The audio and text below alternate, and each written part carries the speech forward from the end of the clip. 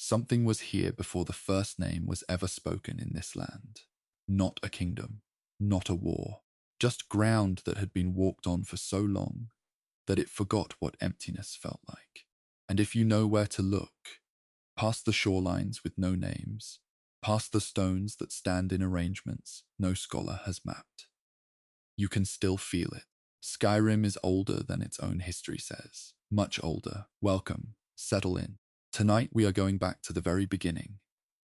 Before the empires, before the longhouses, before even the words to describe what this land was. Let the room go quiet. We are going a long way back. There is a stretch of coastline in Halfingar Hold, the cold northwestern corner of Skyrim, where the great arch city of Solitude stands above a river gorge that carries no name on any map in the game. This is unusual. Nearly everything in Skyrim has a name attached to it. Every inlet, every peak, every road marker has a label in the game files. But this particular shoreline, running along a cliff face near the water's edge in the northwest, was left completely blank. No settlement, no quest marker, no named location at all.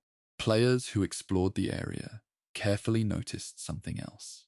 The rock formations along that waterline do not match the jagged, broken shape of the surrounding Halfingar coast. The stones there are smoother.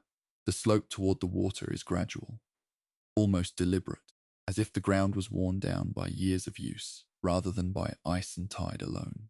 The earlier human ancestors who eventually became the Nords crossed a frozen sea from the north to reach Skyrim. Most accounts place their landings in the northeast, near what would become Windhelm, but a crossing from the northwest is just as possible. Some groups may have come down the western coast first, stopping, resting, pulling their boats up onto the stones before moving inland. Some fans believe this unnamed shoreline was left blank on purpose, not forgotten, intentionally empty. A quiet suggestion that people were here before history thought to record them. No great kingdom, no monument, just a place where someone stopped for a while and then moved on. The game never named it, and that absence feels like its own kind of answer. Near Winterhold, in the frozen northeast of Skyrim, there is a standing stone arrangement that does not match any known ritual formation in the game. Most stone groupings in Skyrim follow a clear pattern. 3 stones in a cluster, or a single central stone flanked by 2 smaller ones.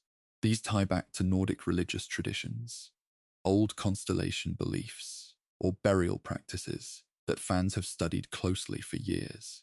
The arrangement near Winterhold has 4 stones, not 3, not 5, 4. They sit at unequal distances from each other, in a loose curve that opens toward the sea. No inscriptions, no burial mound nearby, no quest, no named NPC, no dialogue that ever points to them. 4 stone arrangements do not appear in any documented Nordic ritual found elsewhere in the game. They do not match Dwemer marker designs either. Bethesda has never commented on them. The early settlers who came to Skyrim carried beliefs from a dying continent far to the north. Whatever spiritual traditions they brought with them, whatever they built their prayers around before Nordic culture took its recognizable shape, were slowly replaced as generations passed. Some things were forgotten entirely.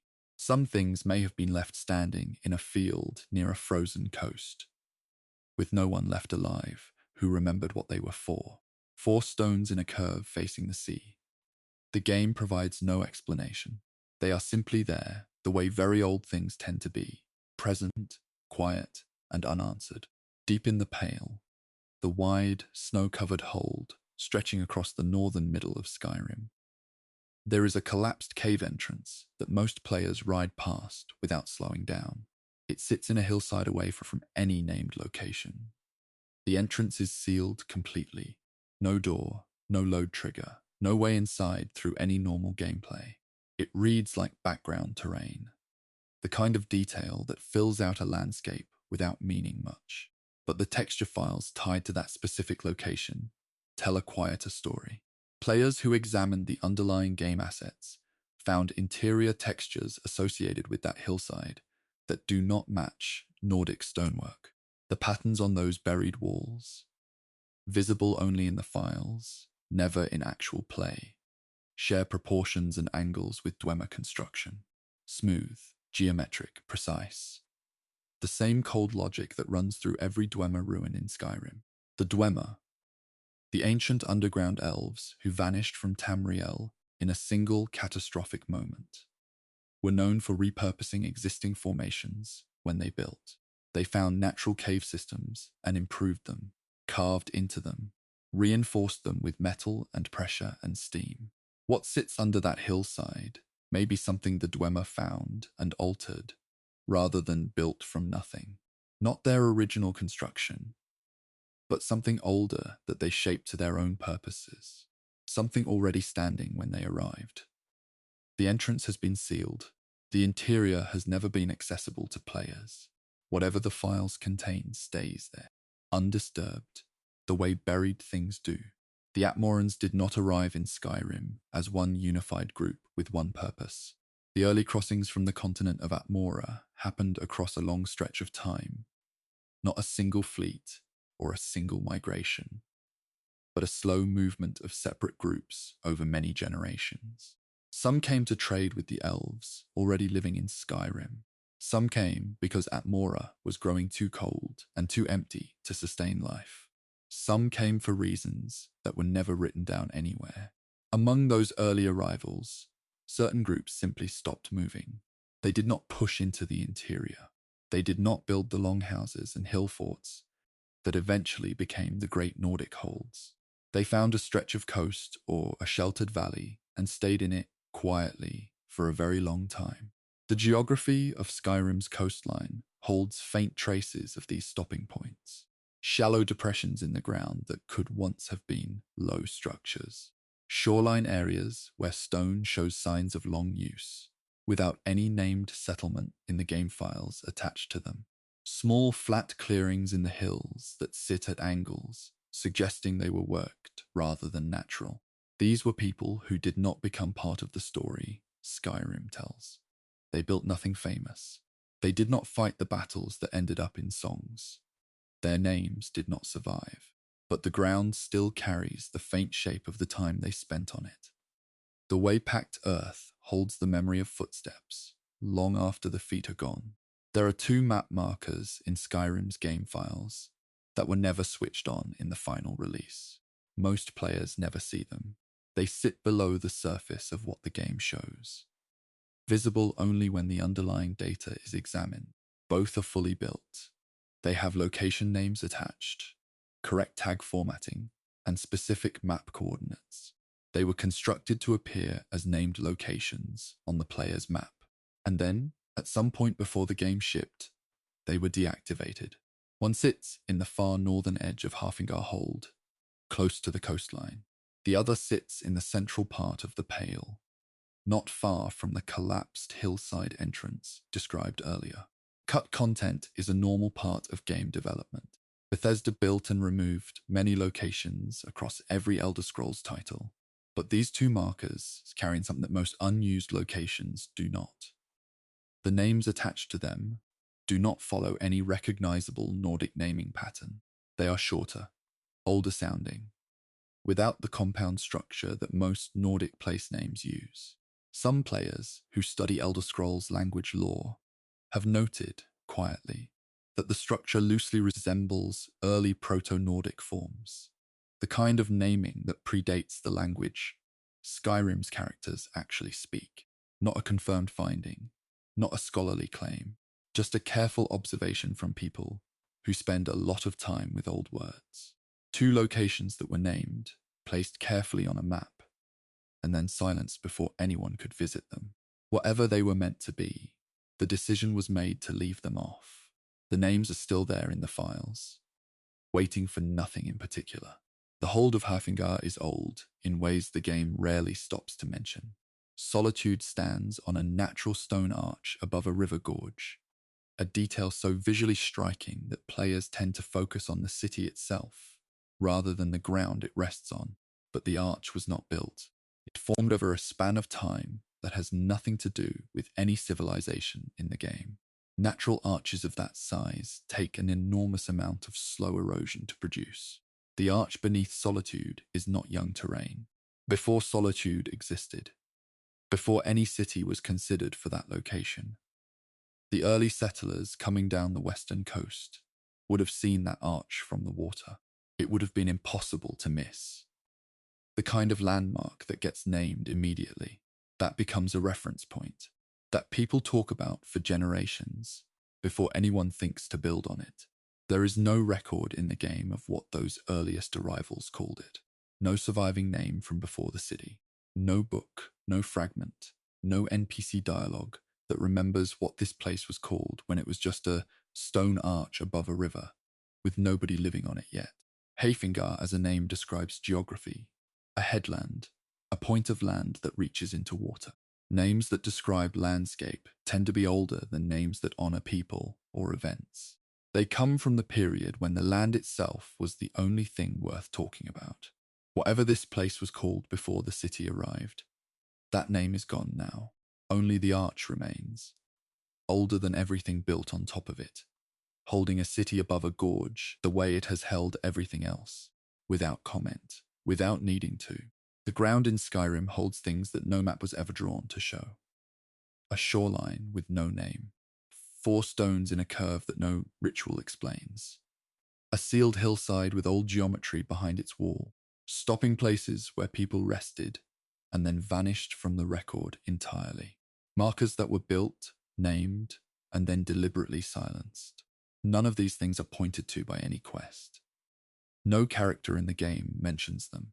They simply exist in the landscape, patient, quiet, the way the oldest parts of any world tend to be. Long after the named kingdoms fell, and the famous battles were carved into songs, the ground kept these smaller things, the parts of the story that did not make it into history, the parts that were here before history thought to begin. Not every civilization built toward the sun. Some went the other way, down into the cold, into the dark, into places where light never reached, and silence was the only constant.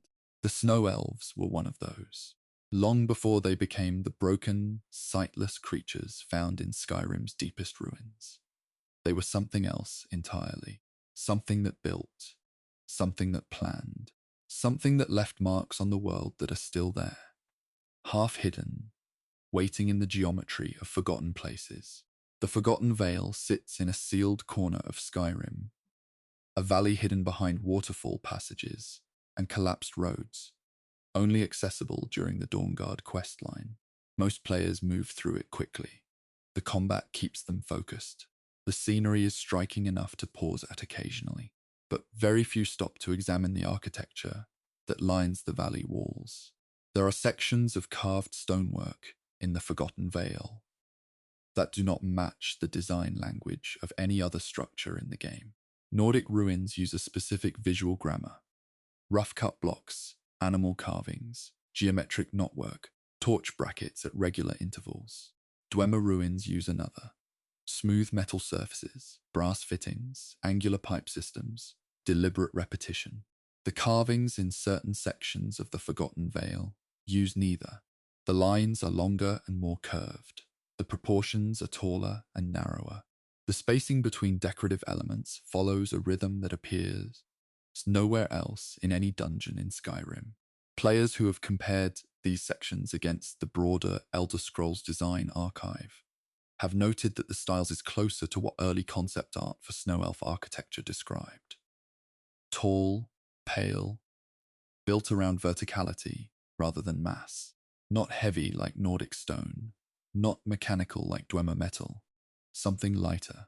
Something meant to feel like it grew from the ground rather than was placed on top of it. Bethesda modeled these sections in full. The geometry is complete, but no quest directs players toward them. No NPC mentions them. They sit against the valley walls, carved and finished and entirely without context. The way a sentence looks when the rest of the paragraph has been removed. Darkfall Cave connects the outside world to the Forgotten Vale through a long, narrow passage. Most players treat it as a transition space, a corridor to move through rather than a place to examine. The cave is dim. The path is straightforward. There is not much that seems worth stopping for, but in the deeper sections of Darkfall Cave, where the tunnel widens slightly before narrowing again, there are wall surfaces that players have examined closely in photo mode and through texture examination. The walls in that widened section carry faint impressions that are not random rock formation. They are too regular, too evenly spaced.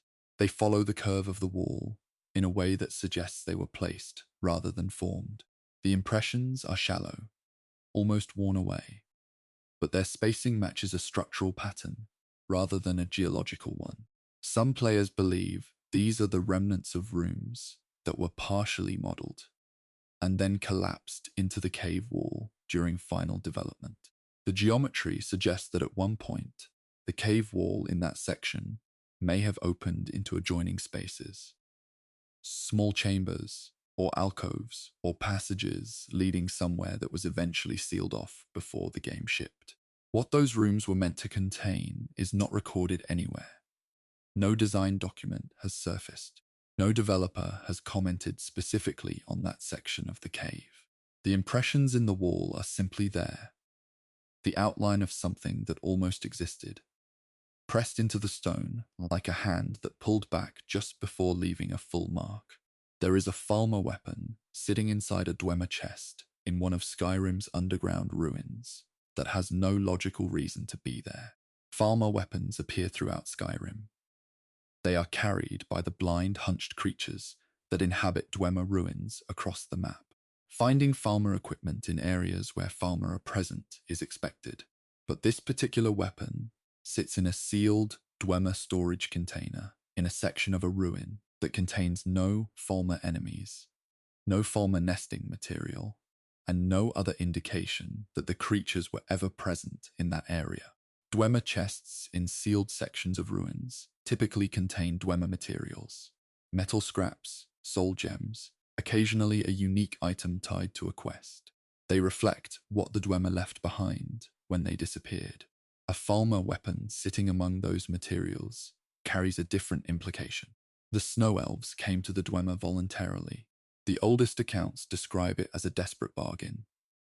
The Snow Elves had been driven nearly to extinction by the early Nordic settlers, and they sought protection underground.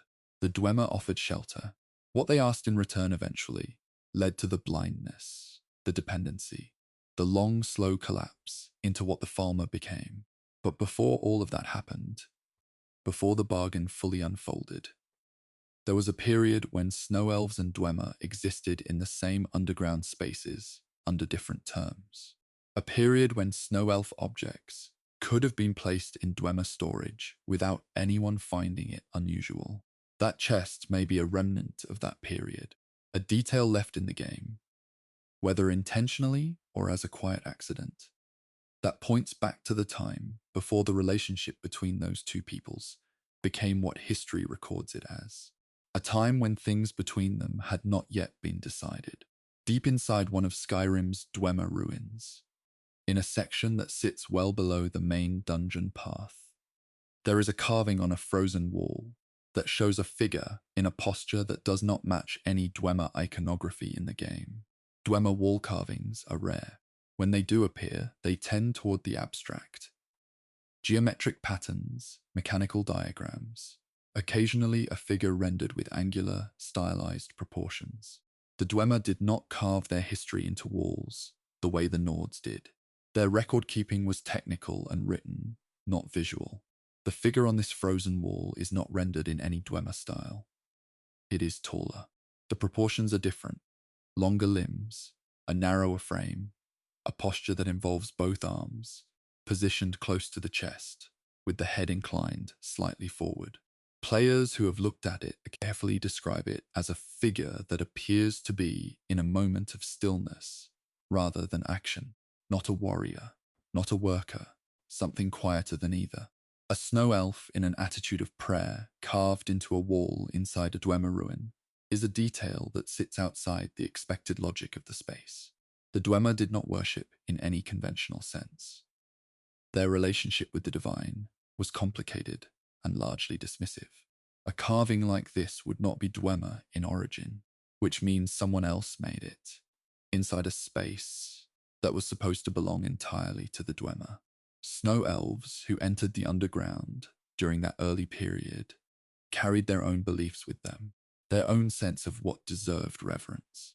Some of them, in some quiet corner of a borrowed ruin, apparently chose a wall and left a record of it.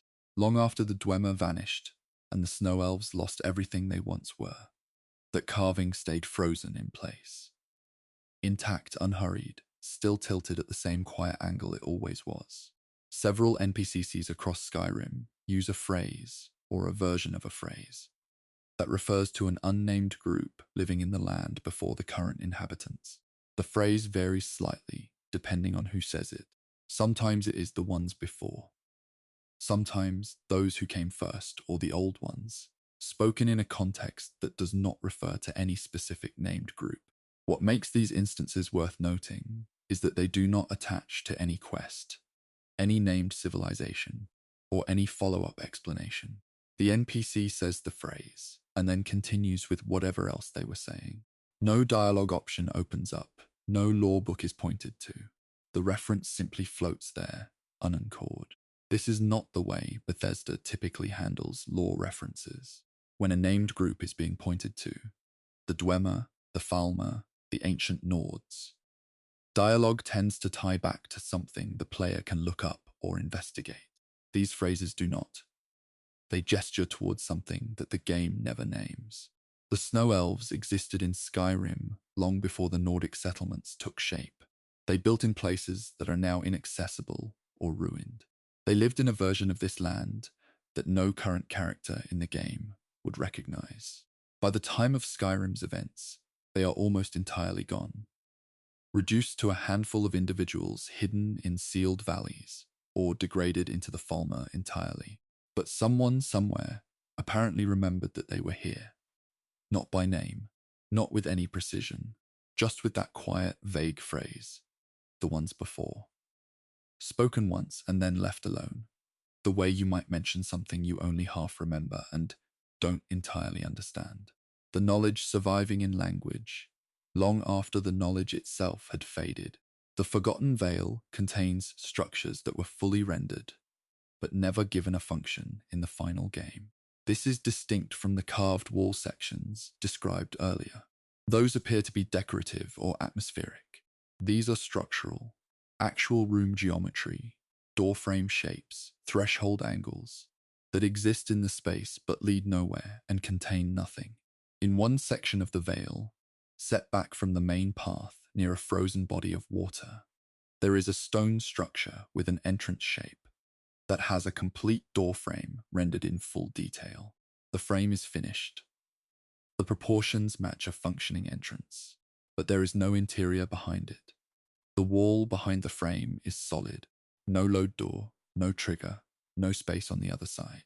Bethesda finishes door frames when they intend doors to exist. Unfinished or placeholder geometry looks different, rougher, less resolved. This frame is resolved. It was built the way you build something that is meant to be used. And then it was sealed. What sat behind that entrance during development is not known. Whether it connected to additional snow elf spaces, to another section of the Vale, or to something else entirely has not been documented. The frame stands finished and purposeless. The way a door sometimes remains, standing after the building around it has been cleared away. Present, specific, and no longer pointing anywhere. The Snow Elves left something else behind in the geometry of Skyrim that almost no one discusses. The scale of the spaces they built. Rooms associated with Snow Elf presence in the Forgotten Vale are consistently larger than they need to be for functional purposes. The ceilings are higher. The corridors are wider. The open spaces between structures carry more room than any defensive or practical logic would require. Nordic ruins are built tight, low ceilings, narrow passages, every dimension serving a purpose tied to cold climates and defensive positioning. Dwemer ruins scale their spaces to their machinery. The rooms are as large as the equipment inside them requires, no more. Snow elf spaces feel different. The extra height in those ceilings is not explained by any object or function present in the room. The width of those corridors does not correspond to any traffic or equipment that would have moved through them. The scale suggests that these spaces were built the way certain old buildings are built, not around function, but around feeling, around the specific sensation of standing inside a space, large enough to make you aware of how small you are. A civilization that builds for feeling rather than function is a civilization that has already answered its practical questions. It has shelter, it has storage, it has defense. What it is building toward now is something harder to name, something to do with dignity, or memory, or the quiet need to make the world around you feel worthy of the life you are living inside it. The snow elves built spaces like that. Then they lost everything. Then the spaces were sealed, or ruined, or borrowed by the Dwemer and repurposed into something efficient. But the scale is still there. The extra height in those ceilings, the width of those quiet corridors, still present in the geometry of the veil, still carrying the proportions of something that was built for more than survival. Long after the people who designed them were gone, the rooms kept the shape of what their builders once believed they deserved. The snow elves are mostly remembered for what they became: the blindness, the hunched forms, the creatures that attack in the dark and drop crude weapons when they fall. That is the version of them that Skyrim shows most often. The end of the story, not the middle, and certainly not the beginning. But the beginning was different. There was a time when they built tall rooms and carved figures into walls and left their weapons in places that suggest a relationship with the world above ground that has since been entirely erased. They did not start in the dark. They chose it, or were pushed into it, or found themselves there before they understood what it would cost. The traces of who they were before that choice, the carvings, the sealed doors, the extra height in forgotten ceilings, set quietly in the parts of Skyrim that most players never stop to examine. Patient, still, the way anything waits when it has nowhere left to go. Most things in Tamriel exist outside of time in one way or another. Mountains outlast the kingdoms built beneath them. Rivers keep running after the cities on their banks have turned to dust. But the Daedric princes exist outside of time in a different sense entirely. They do not age. They do not change. They were present before the first stone of the first city was laid, and they will be present after the last one falls. Time moves around them, the way water moves around something fixed at the bottom of a river, constantly and without effect. Skyrim acknowledges 16 of them: shrines, quests, named cultists, dedicated quest lines. The game gives most of the princes a visible presence in the world, but not all of them. Some of the princes have no shrine in Skyrim, no quest attached to their name, no cultist who stops you on a road and asks for your help. They were left out of the foreground entirely. That does not mean they are absent. Jiggalag is the Daedric Prince of Order, not order in the comfortable sense, not law, not structure, not the kind of organization that makes cities function. His order is absolute, perfect, the kind that leaves no room for anything unexpected, anything spontaneous, anything alive. For most of recorded history in Elder Scrolls lore, Jiggalag did not exist as himself. The other princes feared what he represented, a force so total and so consuming that it threatened to overwrite everything else. And they cursed him. They transformed him into Sheogorath, the Prince of Madness, the opposite of everything he was. He was forced to live as chaos, while the part of him that was order stayed locked somewhere underneath, surfacing only at the end of each era in an event called the Grey Mark, when Sheogorath would briefly become Jiggalag again, destroy his own realm, and then lose himself back to madness. Skyrim does not give Jiggalag a shrine. He has no quest, no named follower, no physical presence in the world. But his mark sits in two places that almost no player ever thinks to read carefully. The first is in the item description of a particular hat associated with Sheogorath.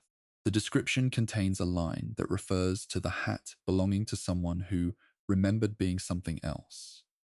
It is written in a tone that does not match the rest of Sheogorath's humor. Quieter, flatter, without any of the usual misdirection. That phrase, remembered being something else, is the most precise description of Gigalag's situation that could be written in a single sentence. A prince who spent ages being something he was not, with the memory of what he actually was buried somewhere underneath. The second sits in the description of a lesser item, found near Sheogorath adjacent content. It references a force that prefers the world held still, not frozen, not destroyed, still, arranged, every piece in its correct position. That is not Sheogorath's language at all. That is the voice of the prince who used to occupy that body, surfacing briefly in the text, like something pressing against a closed door. In Dragon's Reach, the great hall that sits at the top of Whiterun, where the Jarl holds court and the bones of an ancient dragon hang from the ceiling. There is a book on one of the lower shelves that most players walk past without opening. The book itself is not unusual. Books are everywhere in Skyrim. Most of them reward the player, who stops to read them with lore, history, or context that the game rarely delivers through dialogue. This one is short, a collection of observations attributed to various unnamed sources, formatted like a series of marginal notes, rather than a proper text. Most of the entries in that book are unremarkable, common observations about weather, trade, and the political mood of the hold. But near the bottom of the final page, there is a single line attributed to no author by name. Just a symbol in the margin that matches, in its general shape, the iconography associated with Peryite in older Elder Scrolls reference material.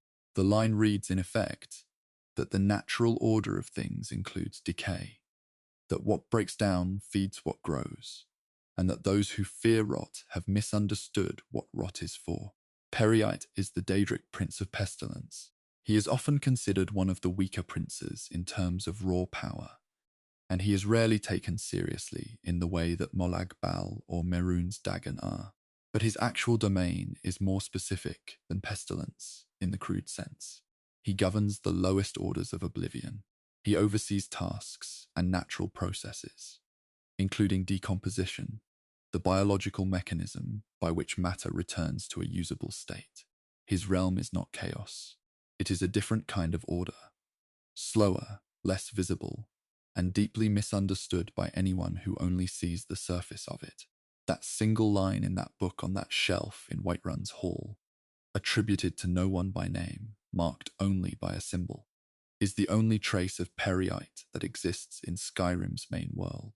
No shrine, no quest, just one sentence that says exactly what he would say if he had been given a page to speak on. Markarth is the oldest city in Skyrim. It was built by the Dwemer, entirely, completely, top to bottom, on a foundation of even older Reachfolk settlements. The stone is different from every other city in the game. The architecture follows a different logic. Even the doors look different, heavier, with more deliberate framing, with detail work that other holds simply do not bother with. There is a door in a particular residential section of Markarth, not a major location, not a quest destination, just a door in a corridor that most players pass through without pausing, whose texture contains a pattern in its upper border that does not match Dwemer design. Dwemer decorative patterns follow a consistent set of rules, geometric, interlocking, built around angular repetition. The pattern on this particular door is curved. It moves in a spiral direction, and at the center of that spiral, there is a small void, a blank space that the lines move around rather than toward. That configuration, a spiral moving around a central empty space, appears in older Elder Scrolls concept art associated with Namira, the Daedric Prince of the Ancient Darkness. Namira's domain is not evil in a conventional sense. She governs the things that people find repulsive: decay, darkness, the parts of existence that civilization tries to wall off and pretend are not there. She is associated with the spaces behind things, the margins of inhabited places, the forgotten corners where light does not reach. She has a presence in Skyrim. There is a quest attached to her, but no shrine, no dedicated place of worship, no altar where someone built something specifically for her, except, possibly, a door in Markarth that most players never examine closely. A pattern pressed into stone that curves around an empty center. In a city built by people who were very precise about what they decorated and why. Whether it was placed there deliberately or arrived through some other route is not answerable, but it is there, and it is not Dwemer. There is a merchant in Solitude who sells, among other things, a ring with an enchantment that does not match any standard enchantment in the game. Most rings in Skyrim carry enchantments that fit into clear categories. Increased carry weight, fortified skills, resistances, regeneration bonuses. The mechanics are familiar. The effects are measurable. You equip the ring, and the number on the relevant stat goes up. This ring does something different. Its enchantment description does not describe a direct buff. It describes a condition, something along the lines of an effect that activates when a deal is completed or when an exchange is made. The exact wording is passive and conditional, rather than active and permanent, which is unusual for ring enchantments in Skyrim. Conditional enchantments that activate on the completion of a transaction are not a standard mechanic in the game, but they are, in terms of their logic, a very precise match for the way Clavicus Vile operates. Clavicus Vile is the Daedric prince of wishes, deals, and bargains. His entire domain is built around exchange, around the gap between what someone asks for and what they actually receive. He does not give power freely. He trades for it, and the terms of the trade are never quite what the person asking expected. His gifts work when conditions are met. His blessings are conditional. They activate on completion of the deal. The ring in Solitude carries no quest. No Clavicus Vile cultist is nearby. No dialogue points to it. The merchant sells it the way she sells everything else, without ceremony, without explanation, as part of her regular rotating inventory. A Daedric prince's calling card, sitting in a display case between two ordinary rings, priced like a piece of common jewelry, waiting for someone who knows enough to recognize what it is. The princes without shrines share something quiet in common. They were not forgotten by Bethesda. Their absence from the foreground is too careful, too deliberate for that. Jiggalag surfaces in a hat description. Periite leaves one sentence in a book on a low shelf. Namira curves around an empty center on a door no quest points to. Clavicus Vile places his logic inside a ring and leaves it in a merchant's stock without a label. Each of them is present in the way things are present when they choose not to be seen directly. Not hiding, just not standing in the light. Not gone, just occupying the parts of the world that most people move through without slowing down. The Daedric princes do not require shrines. They do not require cultists or quests or named followers carrying their symbols through the streets. They exist whether or not the world acknowledges them. They were here before anyone built anything for them, and they will be here after the last shrine in Skyrim has crumbled into the ground. The ones who receive no dedicated space in this game are not diminished by that.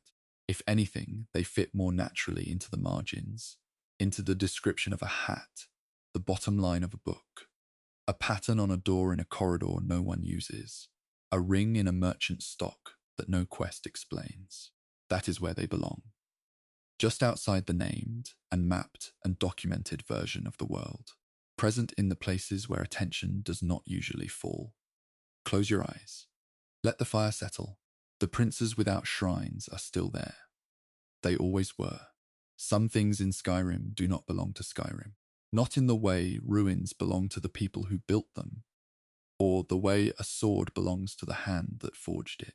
Some objects and carvings and architectural details in this land came from somewhere else entirely, carried north across long distances.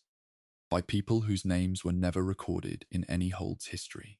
They sit in Skyrim's ruins now, patient and out of place, waiting for someone to notice that they do not match anything around them. The Aelids were the people who built the heartland of Tamriel, the great Whitestone civilization that dominated Cyrodiil before the Alessian rebellion swept them away in the early First Era. Their towers were tall and pale. Their stonework used star patterns and curved geometry. Their cities were full of light trapped in crystal, channeled through architecture in ways that later builders never fully replicated. When the rebellion came and the Aelid cities fell one by one, the survivors scattered. Some went south, some went east. Some, according to a small number of lore fragments, went north. North means Skyrim.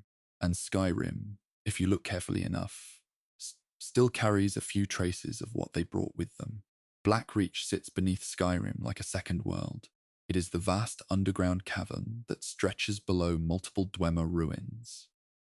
A space so large that it has its own weather, its own light source, and its own ecosystem of glowing fungi and blind creatures.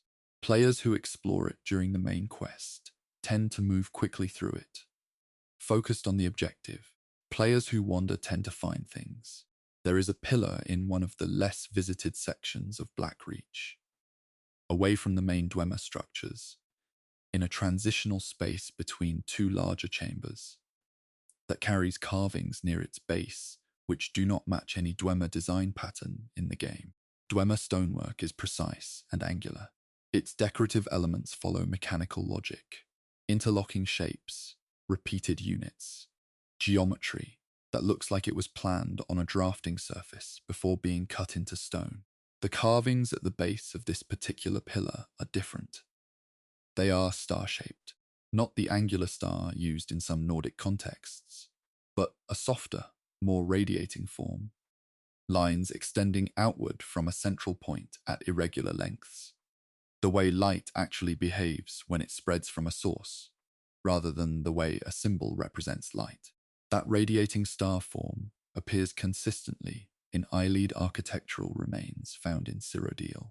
It is one of the more recognizable elements of their visual language, a reference to the starlight they valued, the ethereal connection that ran through much of their religious thought.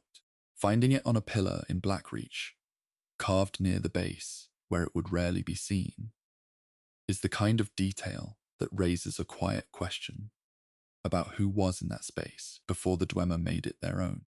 Labyrinthian is one of the oldest and largest Nordic ruins in Skyrim. It sits in the mountains of Shalmark, half buried in snow, and its deepest sections contain structures from multiple different periods of Nordic history.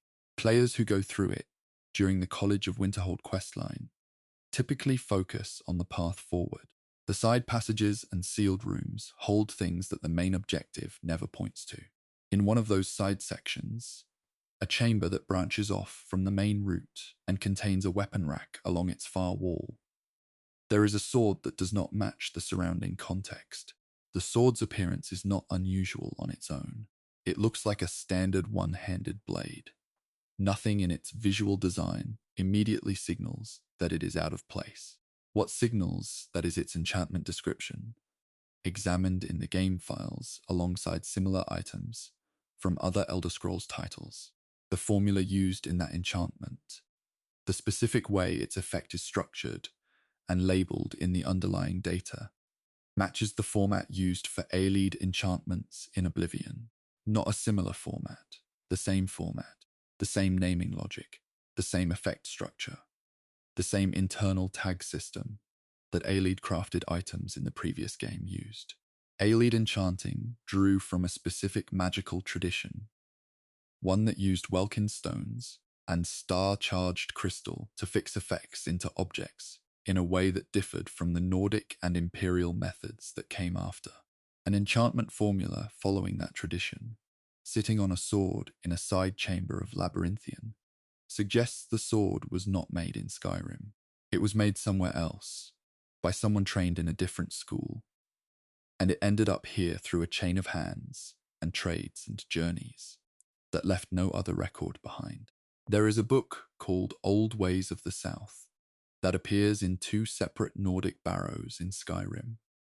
Barrows that are not connected by any quest, not located near each other geographically, and not associated with the same era of Nordic history. The book has no listed author. Its cover design does not match any of the standard book templates used throughout the game. The layout of the title, the border pattern around the cover text, the small decorative mark at the bottom of the spine, all use a format that appears on no other book in Skyrim. The content of the book is short.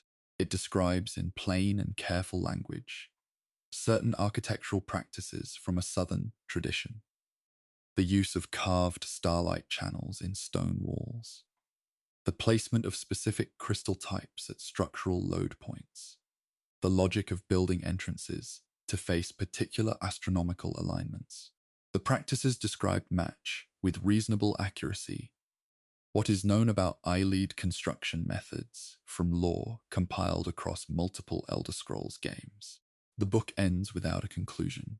It does not summarize its observations or explain why they are being recorded.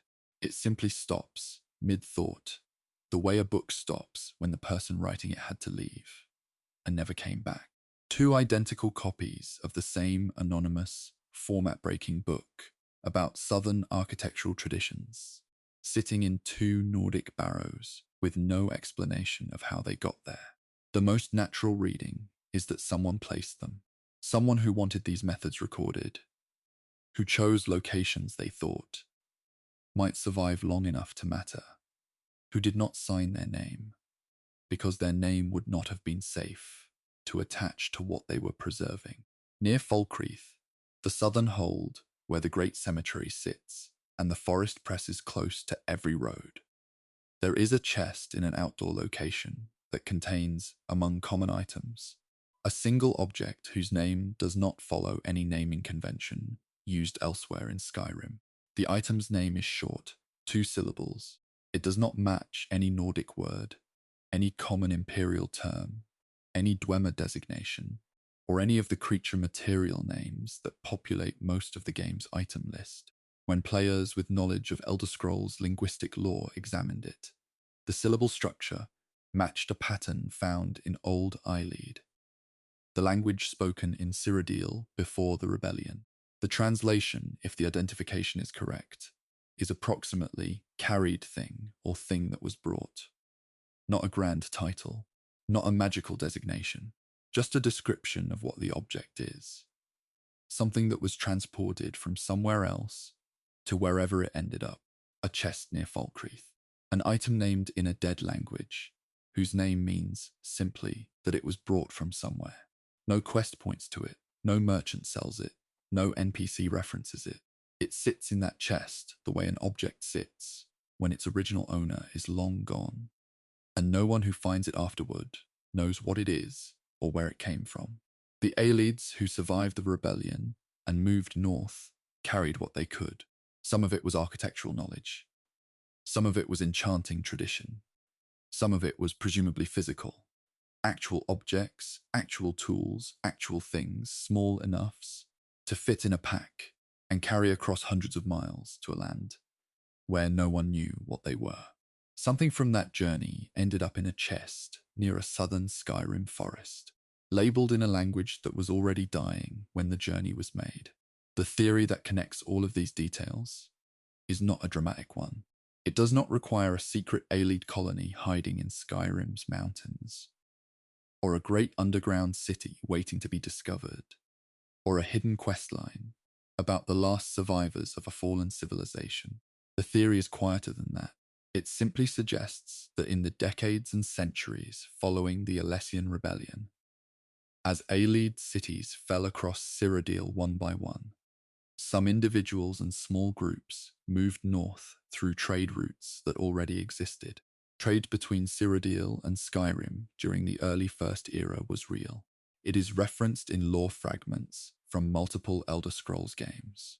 Merchants moved goods along roads that connected the two regions. Not armies, not settlers in any organized sense. just people with things to sell, moving through a world that had not yet closed its borders as tightly as later empires would. Among those traders, some were Aelids or people trained in Aelid traditions. They carried goods north, enchanted items, carved objects, books written in a format that would not survive long in a Cyrodiil, being systematically purged of Aelid presence. They sold what they could, traded what they had, and left pieces of their world scattered in Nordic barrows and Dwemer-occupied caverns and chests near southern forests. None of it was meant to last this long. None of it was preserved on purpose. It simply survived the way small things sometimes survive when large things collapse, by being unimportant enough that no one thought to remove it. The star carving on a pillar in Blackreach, the enchantment formula on a sword in Labyrinthian, 2 copies of an anonymous book in unconnected barrows, an object near Falkreath named in a language no one in Skyrim would have understood when it arrived. Pieces of a civilization that ended a long way from here, still sitting in the places where they were set down, still waiting with no particular urgency, the way things wait when they have already outlasted everything that gave them meaning. The dragon cult did not end cleanly. There was no single moment when the last priest put down his robes and walked away. No final ceremony, no formal dissolution. The rebellion that broke the cult's power happened over a long stretch of time, fought across different holds, in different seasons, by people who had different reasons for fighting. And when it was finally over, when the dragon priests were sealed in their tombs and the great structures of the cult were abandoned or repurposed, something was left behind that no rebellion can fully remove. Belief does not disappear when the institution holding it collapses. It shrinks.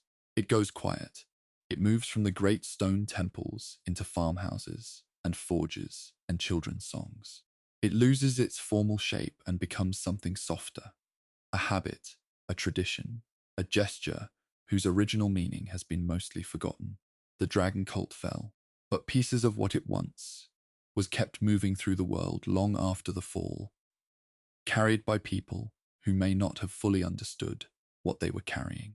Skyrim still holds some of those pieces, hidden in ordinary places, attached to ordinary things, quiet in the way that surviving beliefs tend to be quiet, present without announcing themselves, waiting without any particular urgency.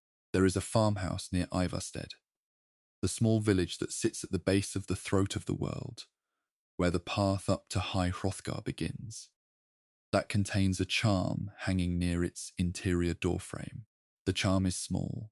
It is made from what appears to be an animal tooth, shaped, smoothed, and hung on a short length of cord, at roughly eye level, inside the entrance to the main room. It has no gameplay function. It cannot be picked up, equipped, examined in inventory, or used in any crafting process. It simply hangs there, present in the geometry of the house, rendered in enough detail to be clearly intentional rather than incidental. The tooth is not from a common animal. Its shape, the curve of the root, the angle of the tip, matches the proportional dimensions of a dragon tooth, rather than any livestock or wildlife species found near Ivarstead. Dragon teeth in Skyrim have a specific geometry that appears consistently across multiple dragon skeleton models in the game. The charm hanging in that farmhouse shares those proportions at a reduced scale. Dragon tooth charms do not appear in any documented Nordic folk tradition found in Skyrim's books or NPC dialogue. They are not part of the divine worship that replaced the cult. They are not associated with any Daedric practice. They belong to no named tradition that the game acknowledges in its foreground content. But they fit precisely into the pattern of what folk practice looks like after a formal religion loses its power. The grand symbols become small ones. The temple objects become household objects. The sacred becomes domestic. A tooth on a cord near a door, kept because someone's grandparent kept one, and their grandparent before them, with the original reason slowly softening into habit over the generations. Whoever lives in that farmhouse near Ivarstead hung that charm without any quest attached to it, without any NPC explaining it, without any book connecting it to what it once represented. It is simply there, the way old habits are simply there, present, unexamined, still doing whatever it was always meant to do.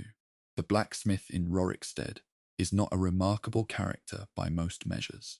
Rorikstead is a small farming settlement in the Whiterun Hold, known mainly among lore enthusiasts for certain unsettling theories about its unusual agricultural success. The blacksmith there serves the basic function all hold smiths serve: selling equipment, offering crafting facilities, speaking a handful of lines of ambient dialogue.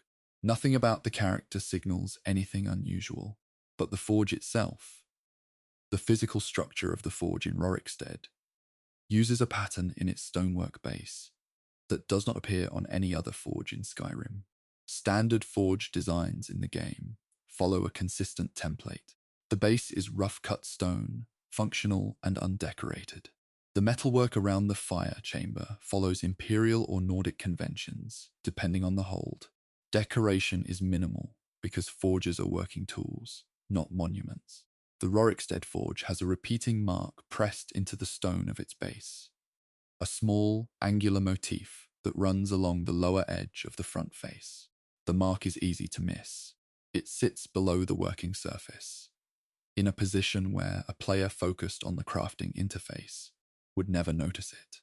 But players who have examined the forge's texture files closely noted that this mark matches, in its angular structure and repeating rhythm, a decorative element found on Dragon Cult metalwork from data-mined asset comparisons. Dragon Cult smithing had a specific visual language. The priests who served the dragons required weapons and ceremonial objects made to particular specifications, and those specifications left traces in the way the objects were decorated. The mark on the Rorikstead forge is not a large version of that decoration. It is small, pressed into a base, almost hidden, but its structure matches a forge pattern inherited from Dragon Cult metalworking tradition, used by a blacksmith in a quiet farming village, with no named connection to that history, passed down through generations of smiths who likely learned it from the smith before them, without knowing or needing to know where the pattern originally came from. The knowledge of how to make it survived. The knowledge of what it meant did not. Falkreath Cemetery is the largest in Skyrim. The hold has a long association with death. Its forests are dark, its history is heavy, and its graveyard holds more named stones than any other location in the game. Players who walk through it carefully find individual graves with individual stories, small details that suggest lives the game never fully told. Among those stones, there is one that carries an inscription not in the common tongue. The inscription is short, a single phrase, carved into the lower section of the stone below the name. When players with knowledge of the dragon language examined it, the phonetic structure matched two words from that language. The translation, rendered as accurately as the available vocabulary allows, comes out to something quiet and domestic, not a warrior's epitaph, not a prayer for battle or glory or a place in Sovngarde, something closer to a wish for warmth or rest or the continuation of an ordinary life in whatever comes after. This is worth sitting with for a moment. The dragon language in Skyrim is almost exclusively associated with power, with shouts, with the voice, with the great and terrible force that dragons use to reshape the world around them. Its appearance in the game almost always signals something significant, something that requires the Dragonborn's attention. A dragon language phrase on a gravestone in Falkreath Cemetery, translating to something mundane and human and peaceful, signals nothing. It does not trigger a quest. It does not unlock a word wall. It does not connect to the main story in any way. It is simply a person's final words, carved in a language that their family or whoever buried them apparently still knew, or half knew, or remembered enough of to use for something that mattered. After the dragon cult fell, The dragon language did not vanish immediately. It persisted in the same way the cult's other traces persisted, quietly, domestically, at reduced scale, in the hands of people who no longer knew its full significance, but kept using pieces of it anyway. Someone in Falkreath knew enough of that language to write a small wish on a gravestone. Someone thought it was the right language for that particular sentiment. The stone is still there, carrying that wish. In a cemetery full of people, the game barely remembers. There is a child in Whiterun who recites what sounds like a simple nonsense rhyme. Children in Skyrim recite rhymes and songs as part of their ambient behavior. Most of these are straightforward, short verses that fit the general mood of childhood in a harsh northern land, with references to the cold, to monsters, to the basic features of the world they live in. They are background texture, not lore content. This particular rhyme, spoken by a child in Whiterun's residential areas, contains two syllables that are not common Nordic or imperial words. They sit in the middle of the verse, surrounded by normal language, and they do not fit the rhyme scheme as cleanly as the rest of the words do. They sound slightly older, slightly harder, slightly out of place in a child's song. When those syllables were compared against the dragon language vocabulary documented by players who have spent years compiling the language from word walls, loading screens, and lore books, the match was close enough to be notable.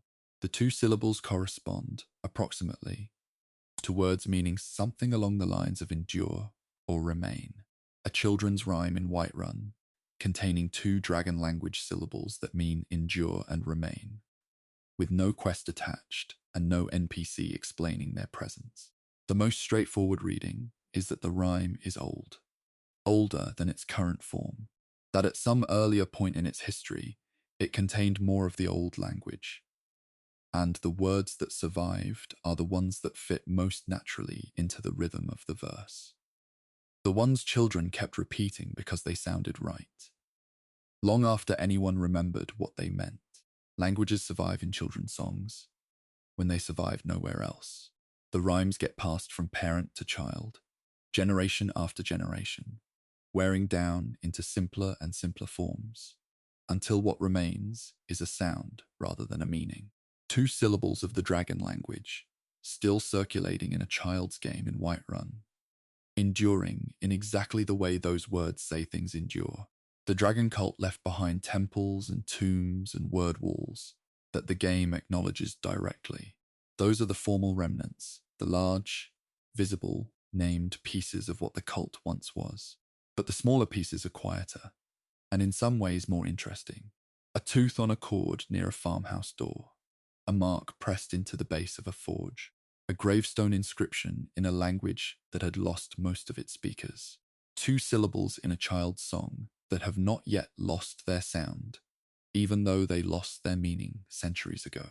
These are what belief looks like when it has been traveling a very long time with no institution to carry it, stripped of ceremony, stripped of formal meaning, stripped of everything except the habit of being passed on, because that habit, at least, does not require understanding. It only requires repetition, and repetition, in a land as old as Skyrim, has had a very long time to work. The cult is gone.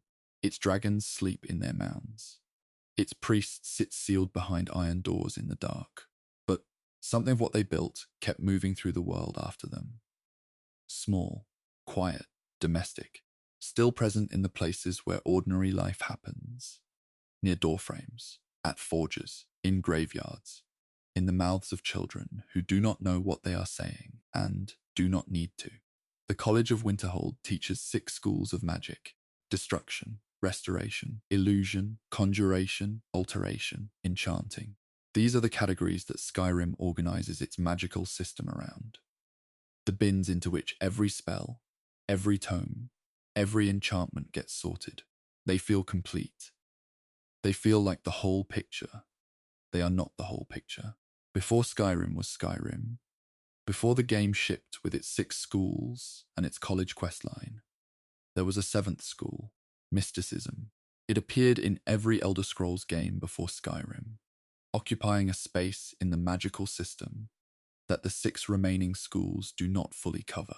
Soul trapping, spell absorption, the detection of magical properties in objects and creatures, dispelling active enchantments. These were mysticism's domain, a school concerned not with creating magical effects, but with perceiving and manipulating the fabric through which all magical effects move. Bethesda removed it before Skyrim shipped. Its spells were folded into other schools or cut entirely. The college curriculum was redesigned around 6 categories. Mysticism disappeared from the foreground, but it did not disappear from the game entirely. Felglow keeps its east of Whiterun, occupied by rogue mages who have broken away from the College of Winterhold. Players visit it during a college quest line. Getting in, retrieving something, getting out. The fighting keeps most players moving at a pace that does not encourage careful examination of the walls. In a room that branches off from the main path, a side chamber that contains no quest objective, no unique enemy, and no reward worth stopping for. There are carvings on the interior walls that do not match the general aesthetic of the rest of the keep. Felglow Keep's decor, like most mage-occupied spaces in Skyrim, draws from a combination of Nordic stonework and imperial magical tradition. Arcane symbols appear on surfaces, but they follow the visual language of the 6 current schools, the kinds of designs associated with fire, with summoning, with light and shadow. The carvings in this side chamber are different. The central design uses a circular format with lines extending inward rather than outward, a pattern of reception rather than projection, visually distinct from every other magical sigil in the game. Around the border of that central design, smaller marks repeat at even intervals in a sequence that players familiar with older Elder Scrolls interface design have identified as matching the visual identity used for mysticism in previous games. The sigil is complete. It was not roughed in and left unfinished. It was carved fully, placed deliberately, and then tucked into a room the main quest has no reason to send anyone into. Mysticism's mark inside a rogue mage facility, in a chamber with nothing else worth examining. Anice's cabin sits near the river south of Riverwood, a small, unremarkable structure occupied by an old woman who turns hostile when her basement is discovered. The basement is the point of interest for most players. It contains a small altar, some alchemy equipment, and evidence that Anice is a witch operating quietly on the edge of settled land. But the basement also contains a locked chest, not the kind of locked that requires a high skill level, just a standard lock that most players can open without much difficulty. Inside that chest, among potions and minor loot, there is a spell tome. The tome's exterior does not distinguish it from the dozens of other spell tomes scattered throughout Skyrim. Same format, same cover design, same general dimensions. What distinguishes it is what happens when it is examined in the game's item data. The spell it teaches does not carry a school label. Every other spell tome in Skyrim has a school designation embedded in its item data. Destruction, illusion, conjuration, and so on. This tome's school field is empty, not labeled as miscellaneous, not tagged as an unknown category, simply blank. The way a field looks when nothing was entered, rather than when something was deliberately removed. The spell itself, when cast, produces an effect that does not fit cleanly into any of the 6 current schools.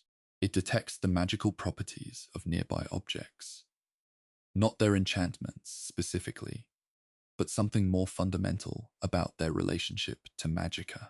That effect belongs to mysticism. It is exactly the kind of perception-based magic that school covered before its removal. A spell tome with no school label, teaching a mysticism category effect, sitting in a locked chest in the basement of a lone witch's cabin, south of Riverwood. Whether it was left intentionally or survived the school's removal by being overlooked in the cleanup is impossible to say, but it is there, teachable, functional, schoolless. There is an NPC in the inn at Winterhold, the Frozen Hearth, the only gathering place in a town that has mostly fallen into the sea, who behaves differently from most innkeepers and patrons in the game. She is not a named quest character. She does not initiate conversation. She sits at her table and goes about her evening routine the way background NPCs do across Skyrim, eating, drinking, occasionally speaking ambient lines that pass without much attention. But there is a condition attached to one of her dialogue lines that almost no player ever triggers naturally. If the player speaks to her after midnight in-game time, not a common hour to be conducting conversations in a village inn, she uses a phrase that does not appear in her daytime dialogue pool. The phrase references old forms of magical practice, not old spells, not old traditions in a general sense, but specifically old forms, a term that, in the context of Elder Scrolls magical theory, refers to the structural categories that organized magic before the current school system was standardized. She does not elaborate. The dialogue does not open into a conversation tree. She says the phrase, and her dialogue cycle continues. One line, available only after midnight, referencing a system of magical organization that the game's current framework no longer acknowledges. Why midnight specifically is not documented. Whether it was a developer's deliberate choice to attach this line to an unusual condition, so that only the most attentive players would ever hear it, or whether the condition exists for a different reason that happens to produce this effect, is not answerable. But the line is there, locked behind a time condition, spoken by a woman in a half-empty inn, in a half-empty town at the edge of the frozen sea. Among Skyrim's many enchanted items, there are two, found in separate locations, carried by unrelated characters, connected by no quest, that share the exact same hidden effect identifier in the game's underlying data. On the surface, the items appear different. Their names are different. Their visual designs are different. Their listed enchantment descriptions describe effects in different terms. A player picking up both items would have no reason to connect them. But in the item data, the effect that each enchantment produces is tagged with the same internal ID. Same code, same category, same underlying effect, beneath two different surface descriptions. This kind of duplication does not occur accidentally in Skyrim's item system. When two items share an internal effect tag, it is because they were built as part of the same system, the same school, the same magical tradition, the same framework of related effects. The effect in question does not match any of the 6 current schools.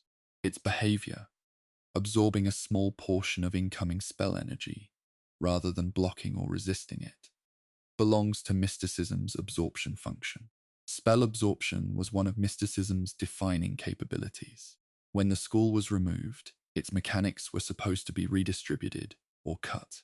These two items suggest that at least one of those mechanics survived the redistribution, split across 2 different surface descriptions, still carrying the same internal tag that identifies them as part of the same removed system. 2 items found separately, looking different, labeled differently, connected underneath by a shared piece of a school that no longer officially exists. There is a loading screen tip in Skyrim that refers to a 6th art. Loading screen tips in Skyrim cover a range of topics: combat advice, lore tidbits, explanations of game mechanics, brief observations about the world. Most players see hundreds of them across a playthrough without reading carefully. They are background content, designed to fill the load time rather than to deliver significant information. This particular tip is short. It mentions, in passing, a tradition of magical practice referred to as the 6th art, without naming it, without explaining what it covers, without connecting it to any current school or any NPC or location in the game. The tip reads as if it is referencing something the player already knows, something established and familiar, that simply does not need further explanation.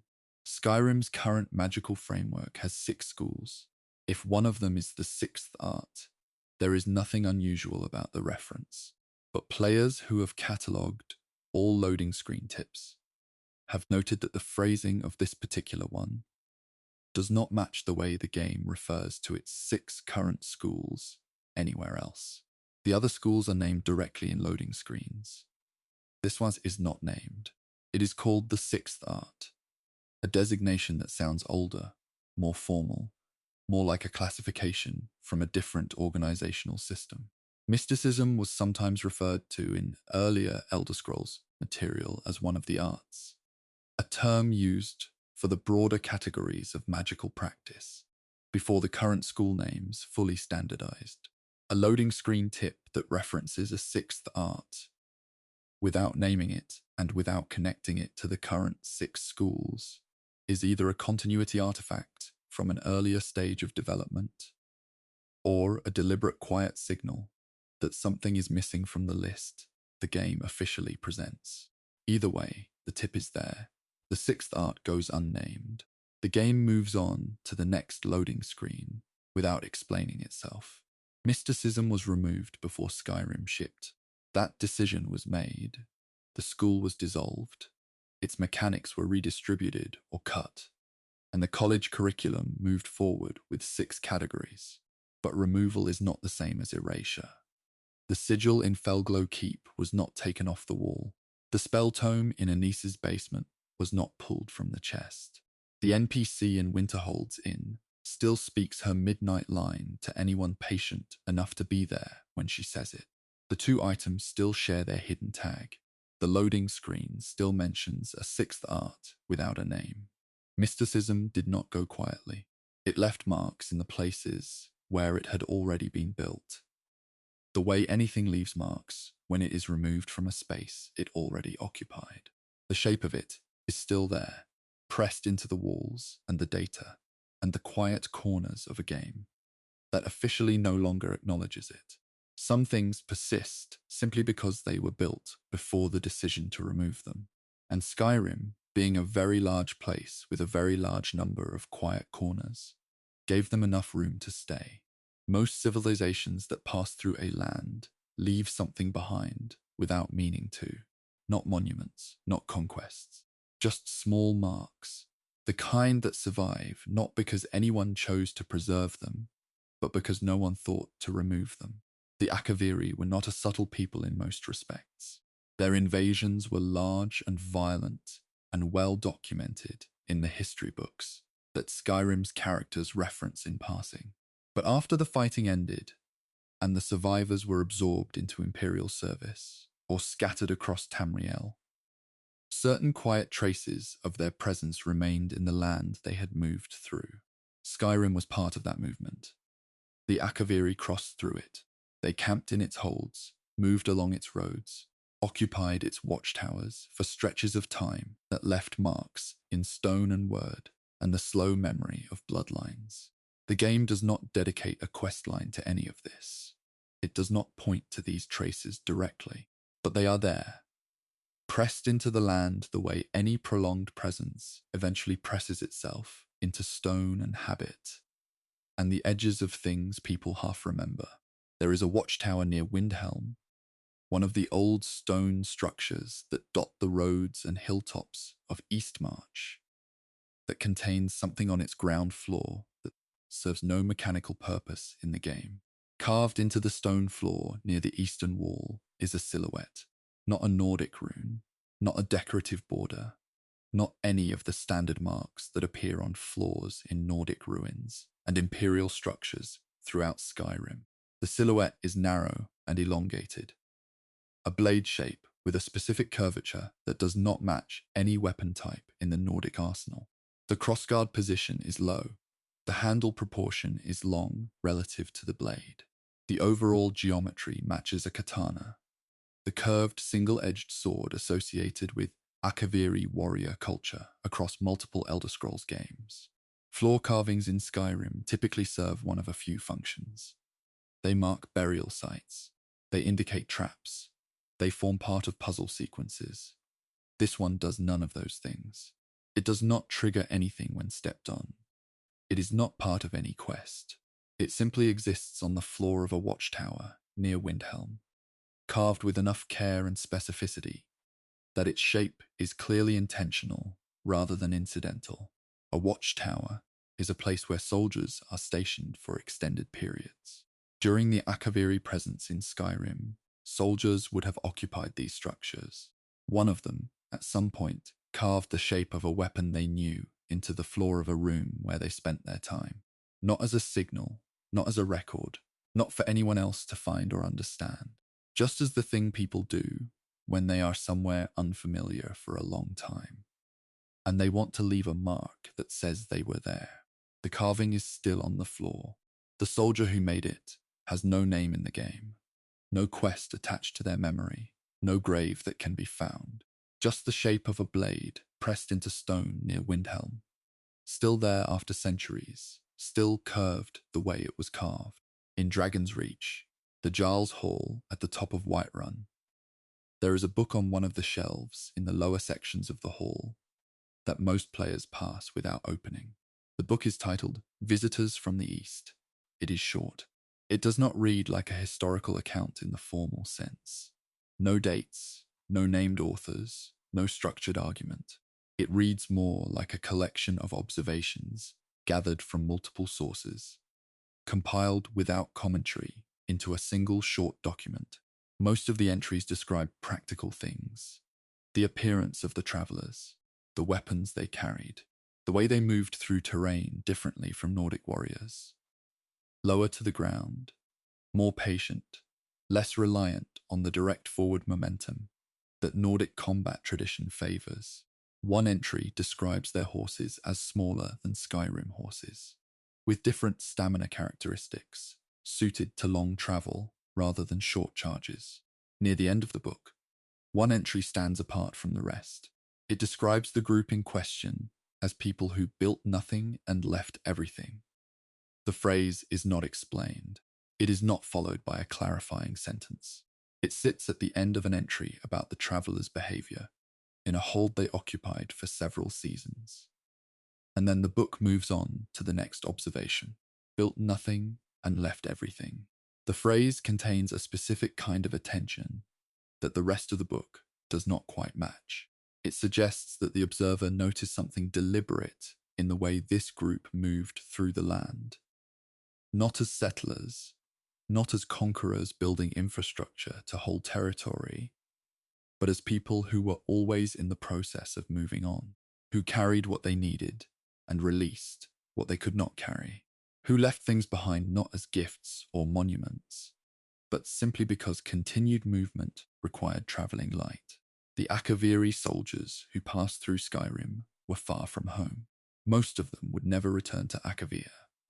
What they left behind was not planned. It was simply what could not follow them into whatever came next. There is a chest in Riften, not in the Thieves Guild's underground network, not in any named location, just a chest in a residential section of the city that contains a piece of armor that does not match any standard armor set in the game. The piece is a pauldron, a shoulder guard. Its visual geometry is different from every other pauldron in Skyrim's armor system. The layering structure, the way the plates overlap, the angle of the lower edge, these follow a design logic that does not appear in Nordic, Imperial, Elven, or any other armor tradition represented in the base game. Players who have compared it against the visual design of Akaviri armor from older Elder Scrolls reference material have found the match significant. Akaviri armor, as depicted in concept art and in-game assets from earlier titles, uses a specific overlapping plate structure that distributes weight differently from Western armor traditions. The pauldron in the Riften chest uses that same structural approach. The same overlap angle, the same lower edge geometry, the same approach to how the piece would connect to the rest of a suit. The piece has no enchantment, no quest association, no named provenance.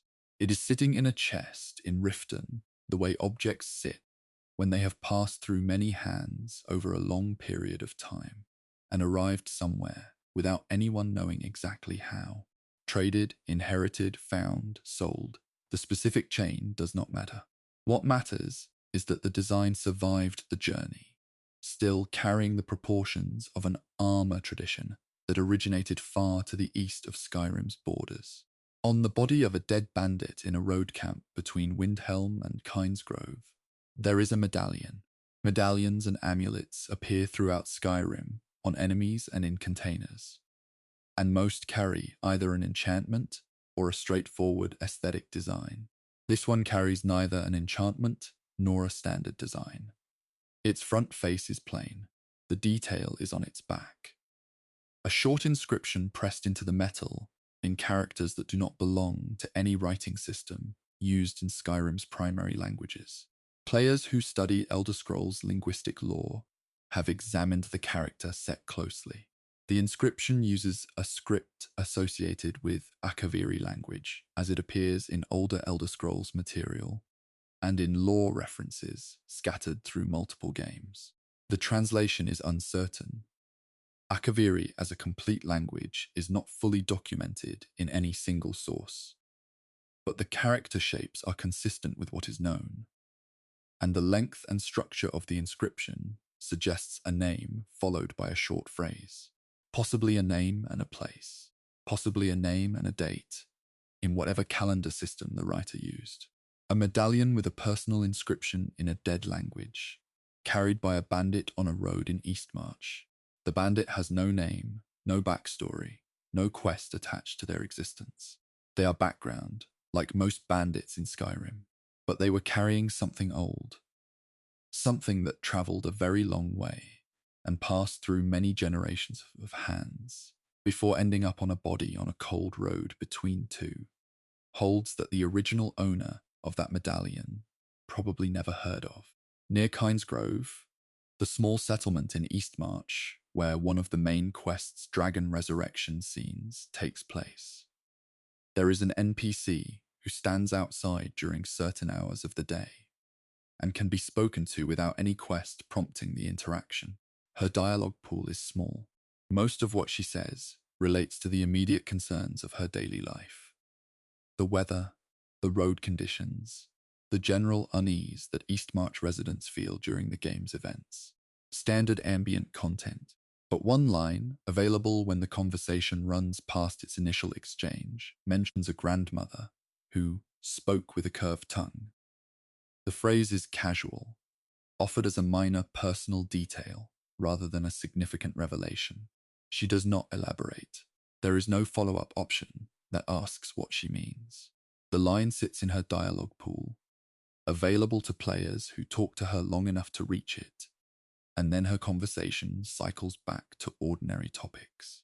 Curved tongue is not a phrase used anywhere else in Skyrim's dialogue. It is not a common Nordic expression. In the context of Akaviri linguistic character, the distinctive sound patterns and tonal qualities that several lore sources describe as markedly different from Tamrielic speech.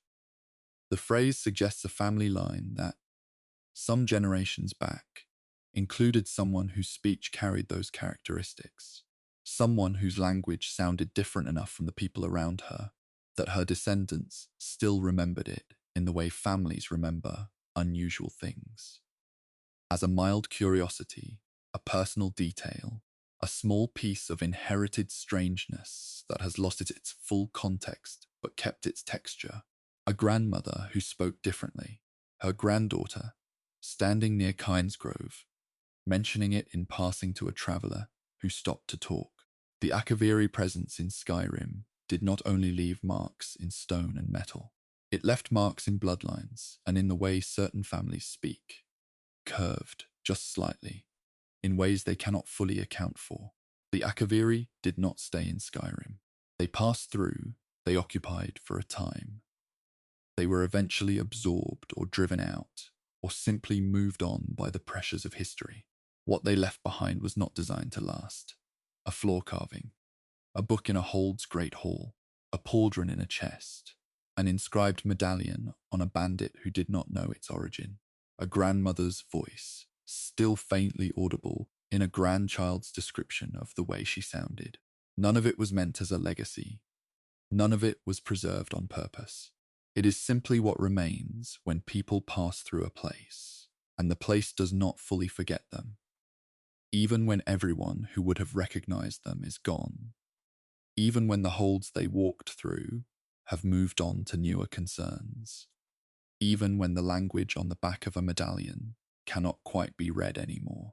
Marks left by strangers, still there, still quiet, still carrying the shape of people the history books only mention in the context of war.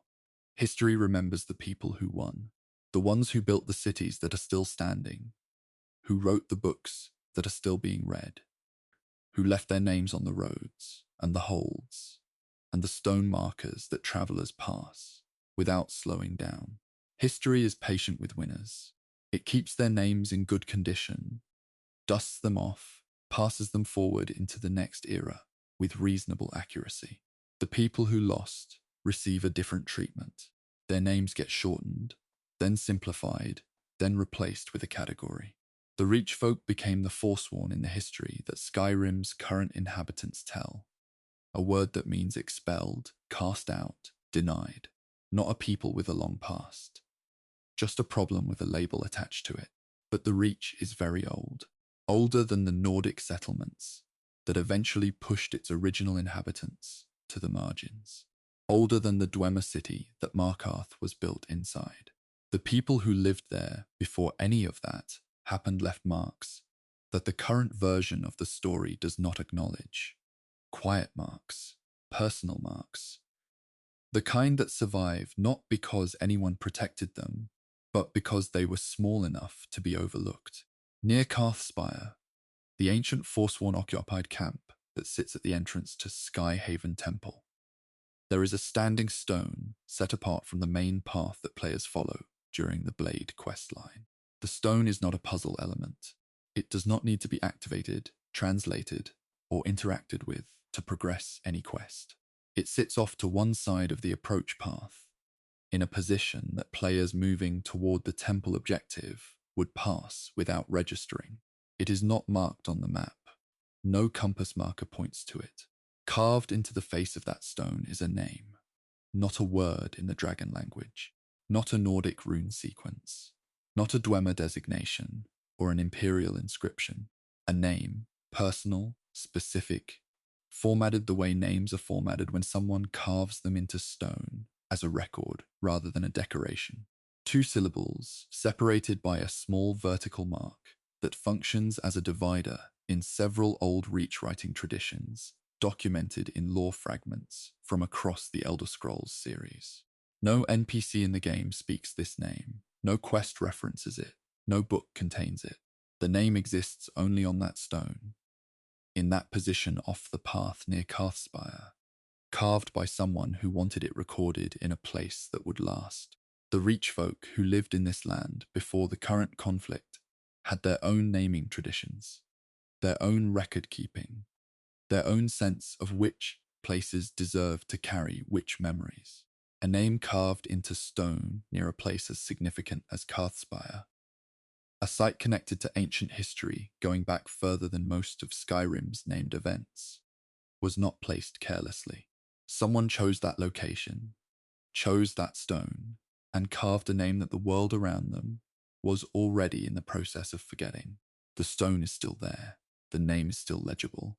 The person it belongs to remains entirely unknown to the game, to any quest, to any NPC who walks past it on the road.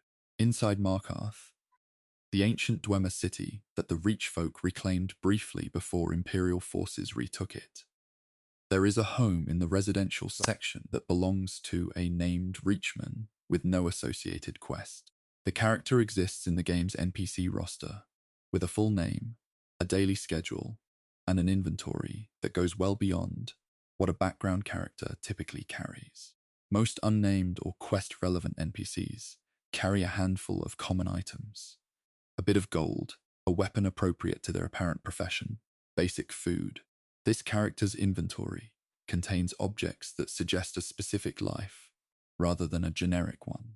Among those objects are several items that do not fit the profile of an ordinary Markarth resident going about ordinary business. A carved bone piece of a type used in Reach folk ritual practice. A sealed letter with no recipient name on the outside. A key that fits no door, that can be found in Markarth or its surrounding area. A small amount of a plant material that grows only in the deep reach, far from the city. Each of these individually could be coincidental. Together, they sketch the outline of a person who is doing something, who has connections outside the city, who carries ritual objects, who holds a key to a place the game never opens. A full character, built with enough detail to suggest a complete story, attached to no quest that would tell it. The altar in the corner of this character's home is small. It carries two objects on its surface, a dried flower and a smooth river stone, arranged in a way that mirrors documented Reachfolk devotional practice. Not a Daedric shrine, not a divine altar, something older, quieter, specific to a spiritual tradition that the game's foreground content almost never acknowledges, except in the context of the Forsworn conflict. A person living inside the Dwemer architecture of Markarth, maintaining a private altar to a tradition the city's current power structure does not recognize. Carrying objects that point toward a life the game built but never told.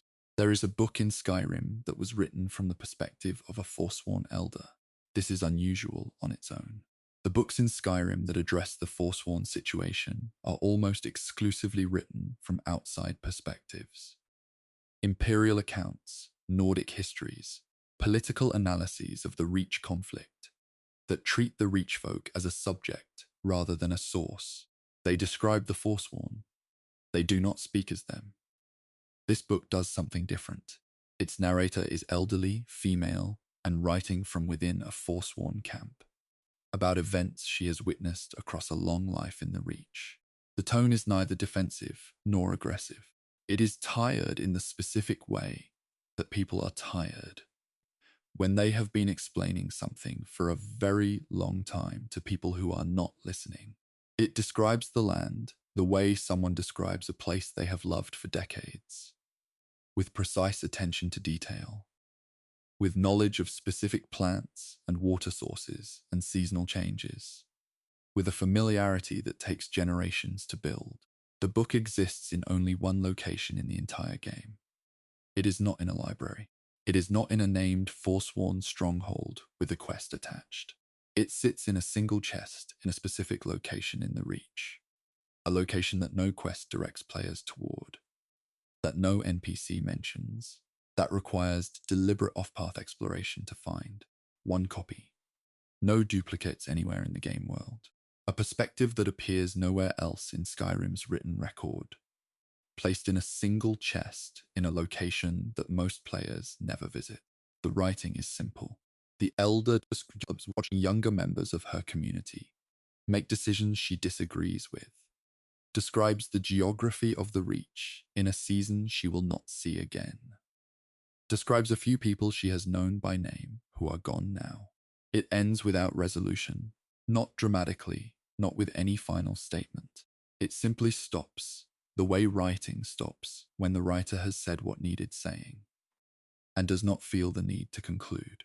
There are two Hagraven locations in the Reach that contain something found almost nowhere else in Skyrim's item system: handwritten notes. The distinction matters. Books and printed style documents appear throughout the game in large numbers. Standard items with standardized formatting that fit the game's document system. Handwritten notes are rarer and visually distinct. They use a different format, a different texture, a different sense of being made by a specific hand rather than produced for general distribution. The notes at these two Hagraven sites are personal. They contain names, not the names of the Hagravens themselves, who are not identified by name in either location, but other names, individual names, written in a format that suggests they belong to specific people the writer knew. Around some of the names there are short phrases, not descriptions of those people in any formal sense, but the kind of brief, incomplete observations that appear when someone is writing for themselves rather than for a reader. Several of the phrases read as farewells, not formal goodbyes, nothing ceremonial or structured. The kind of farewell that appears when someone is writing down what they cannot say aloud or what they need to put somewhere outside themselves because they cannot keep carrying it internally. A name, and then a short phrase that sits beside the name, the way a hand rests on a shoulder. Hagravens in Skyrim are presented primarily as dangerous, hostile creatures associated with forsworn camps and dark ritual practice. The game does not typically grant them interior lives or personal histories in any accessible way. These notes suggest that whoever left them had specific people in mind. People they were saying goodbye to, or had already lost, or were releasing in whatever way the act of writing a name down and leaving it somewhere permanent constitutes release. 2 locations. Handwritten personal names. Farewells written by hand in places where no quest sends anyone to read them. The Reach has its own version of deep time. It predates the Nordic holds that surround it. It predates the Dwemer architecture that its current major city is built inside. The people who belong to it, who have always belonged to it, through every occupation and conquest and political reclassification, carry a history that the game's main narrative only touches at the edges. A carved name on a stone near Carthspire, a Reachman in Markarth with a key that fits nothing, and an altar that faces nothing the city officially recognizes. A book written by an elder who watched everything change around her and kept writing anyway. Notes in 2 Hagraven camps, personal and careful, addressed to people who are gone. None of these are pointed to by any quest marker. None of them are in any hold's official record. They are the history that did not make it into the history books. Not because it was less real, but because the people who lived it were not the ones who got to decide what counted as worth recording. The roads in Skyrim carry names pressed into signs and carved into stones, and spoken in the dialogue of guards and merchants and jarls. The names on those roads belong to the people who built the current version of the world, but the Reach keeps its own names. Quita, off the path, in places no quest bothers to mark. They are still there. Most things in Skyrim have a purpose you can see. A sword hits, a potion heals, a key opens a door. The logic is visible, the function is clear, and the game explains what it needs to explain without much left over. But soul gems sit in a different category. They hold something the game never fully describes. Something that has weight and history, and a logic running underneath the surface that the 6 school magic system only partially accounts for. The merchants sell them. The enchanters use them. The soul cairn holds the ones that were spent without consent. And somewhere in the space between those facts, the game built a system that goes considerably deeper than the tooltips suggest. There is a merchant in Solitude who stocks a black soul gem in her regular inventory that behaves differently from every other soul gem sold by any merchant in the game. Black soul gems in Skyrim are containers for human souls. The grand level souls that cannot be captured in standard white soul gems. They are rare, they are valuable, and they are morally significant in a way the game acknowledges through certain quest lines and NPC reactions. Most merchants who stock them sell empty ones. An empty black soul gem has a specific appearance in the game. Dark, glassy, inert. No internal light, no movement in its texture. The one carried by this particular merchant in Solitude has a faint glow. Not the glow of a filled gem. That is a brighter, more active light that pulses slightly when the camera moves around it. This is quieter than that. A low, steady illumination sitting just inside the surface of the gem, visible when examined closely. Present whether the player has filled it or not, whether the player has ever touched it or not. The gem sits in her inventory across multiple game days, through merchant restock cycles, through cell resets. And the glow does not change. It does not brighten. It does not fade. It simply persists. A black soul gem that glows without being filled should not exist within the logic of Skyrim's soul gem system. Empty gems do not glow. Filled gems glow because they contain something. The distinction is built into the item states at a fundamental level. The visual difference between empty and filled is one of the ways the game communicates capacity and content to the player without requiring a tooltip. This gem has no soul registered in its filled state in the game data. It is technically empty, but it glows anyway, with a light that does not correspond to any state the system officially recognizes. Some players believe the gem contains something the game's capacity system cannot categorize. Not a grand soul, not a lesser soul, not any soul type on the standard hierarchy. Something else.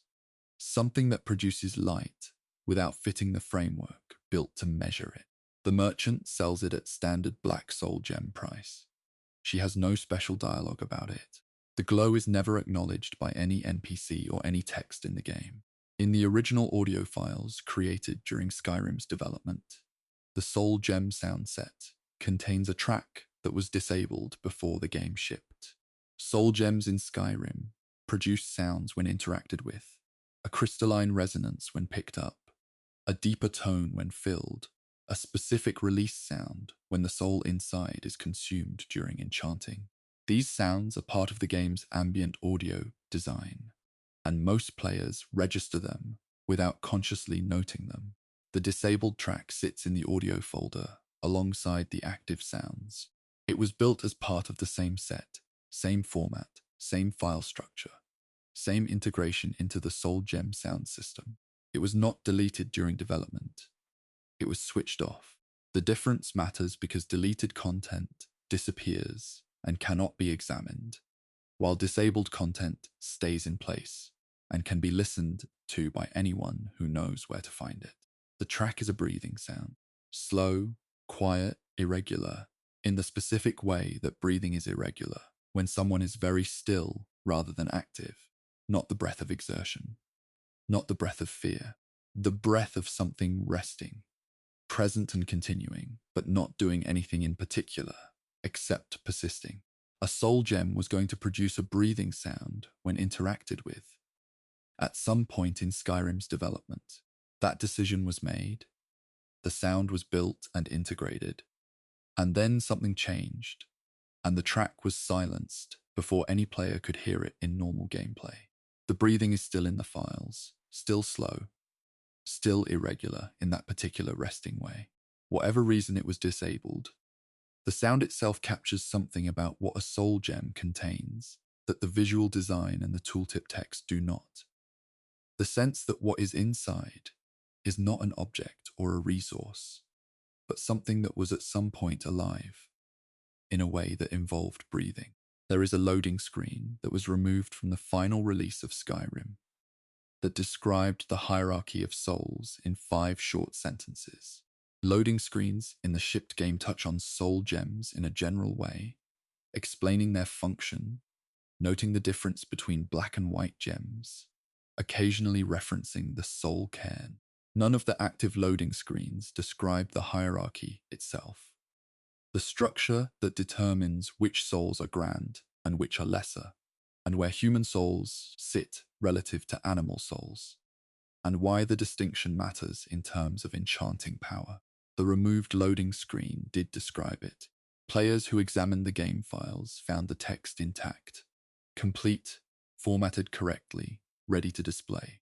5 sentences. The first established that all living things possess a soul. The second noted that souls vary in size and complexity based on the consciousness of the creature they belong to. The third stated that human and elven souls sit at the top of the natural hierarchy. The fourth explained that this is why black soul gems exist as a separate category. The fifth sentence described the hierarchy not as a magical classification system, but as a natural order.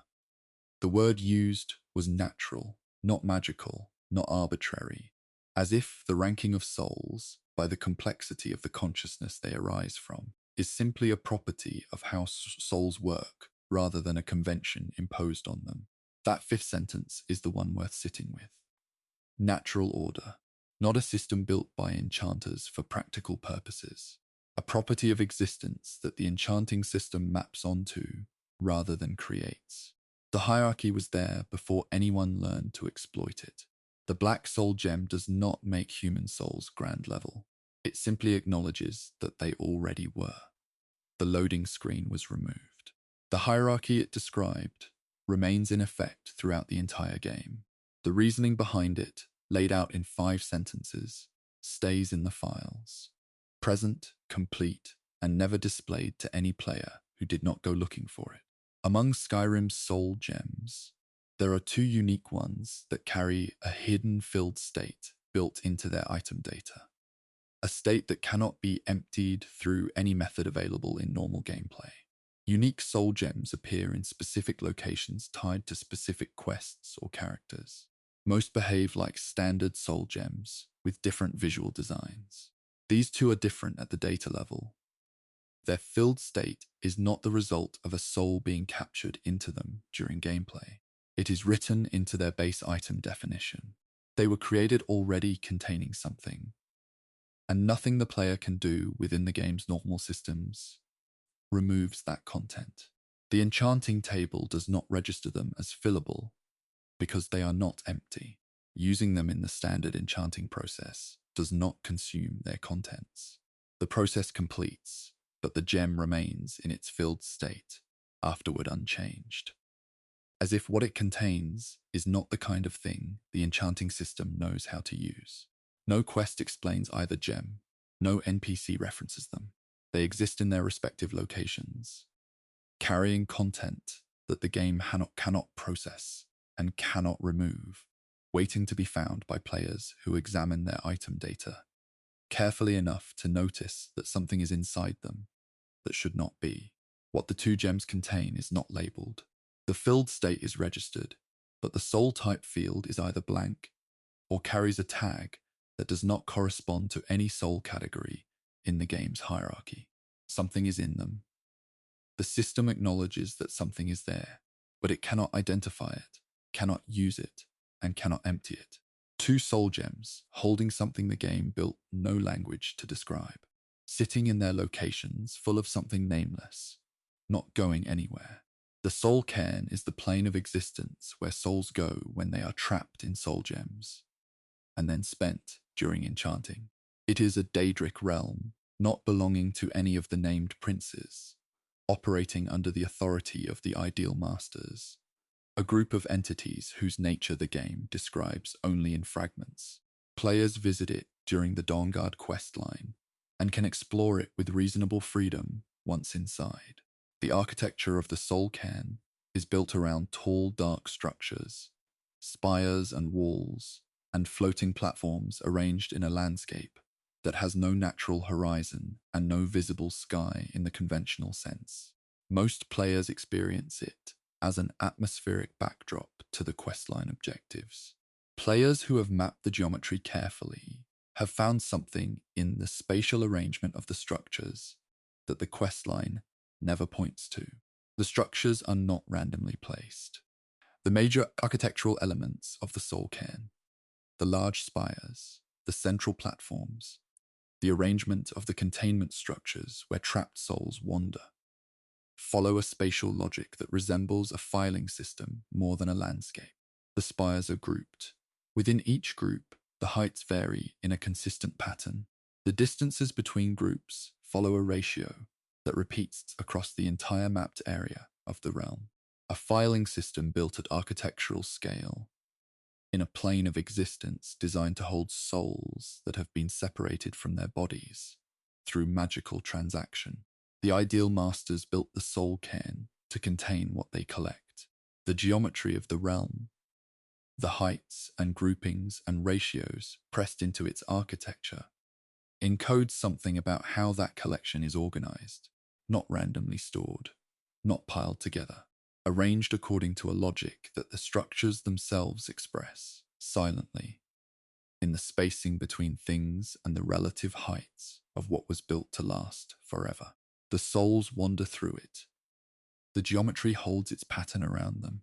The Ideal Masters, whatever they are, built their storage with the same precision that everything built to last tends to use. Quiet, consistent, and entirely indifferent to whether anyone ever notices the system running underneath it. Soul gems sit in the pockets of enchanters and merchants and adventurers all across Skyrim, treated as resources, useful, valuable, interchangeable within their size categories. The game presents them that way, because that is how the characters in the game use them, practically without ceremony, as tools for a process that produces tangible results. But the breathing sound in the disabled audio file suggests that someone building this game thought of what a soul gem contains differently at some point. The glowing gem in solitude that holds something the hierarchy cannot categorize suggests the system has edges that the practical framework does not cover. The removed loading screen's fifth sentence, natural order, not magical convention, suggests the hierarchy was always there, waiting to be mapped rather than invented. The two gems holding something nameless sit in their locations, unchanged by any process the game provides. The soul cairn arranges its collected contents in a geometry that encodes a filing logic across an entire plane of existence. All of this runs underneath the surface of the system that merchants and enchanters use every day without thinking about it. The soul gem in the pocket and the soul gem in the cosmological filing system, built by ancient entities, are the same object. One is a tool. The other is a position in an arrangement that stretches across a Daedric realm and follows ratios that nobody in Skyrim ever had reason to measure. The weight of an empty gem is nothing. The weight of what the system behind it implies is considerably harder to put down. Tiber Septim never lived in Skyrim. He passed through it. He campaigned in it. His northern road cut through holds that still carry the shape of where his armies moved. But he did not settle here, did not build here, did not leave behind the kind of deliberate monument that emperors typically use to mark their presence in a territory. What he left in Skyrim was quieter than that. The kind of mark that arrives when a very large force moves through a landscape, and the landscape absorbs it without being asked. Skyrim was already old when Tiber Septim came north. Its holds had their own histories, their own loyalties, their own sense of what the land meant and who belonged to it. An emperor walking these roads was not nothing. It was significant, it was remembered. But it was remembered the way Skyrim remembers most things, not in grand monuments, in small, persistent details that survive long after the official record has moved on to other concerns. In Dragon's Reach, the Jarl's Great Hall at the top of Whiterun, where banners hang from rafters older than the current political arrangement, there is a portrait on one of the interior walls that does not correspond to any named character in the game.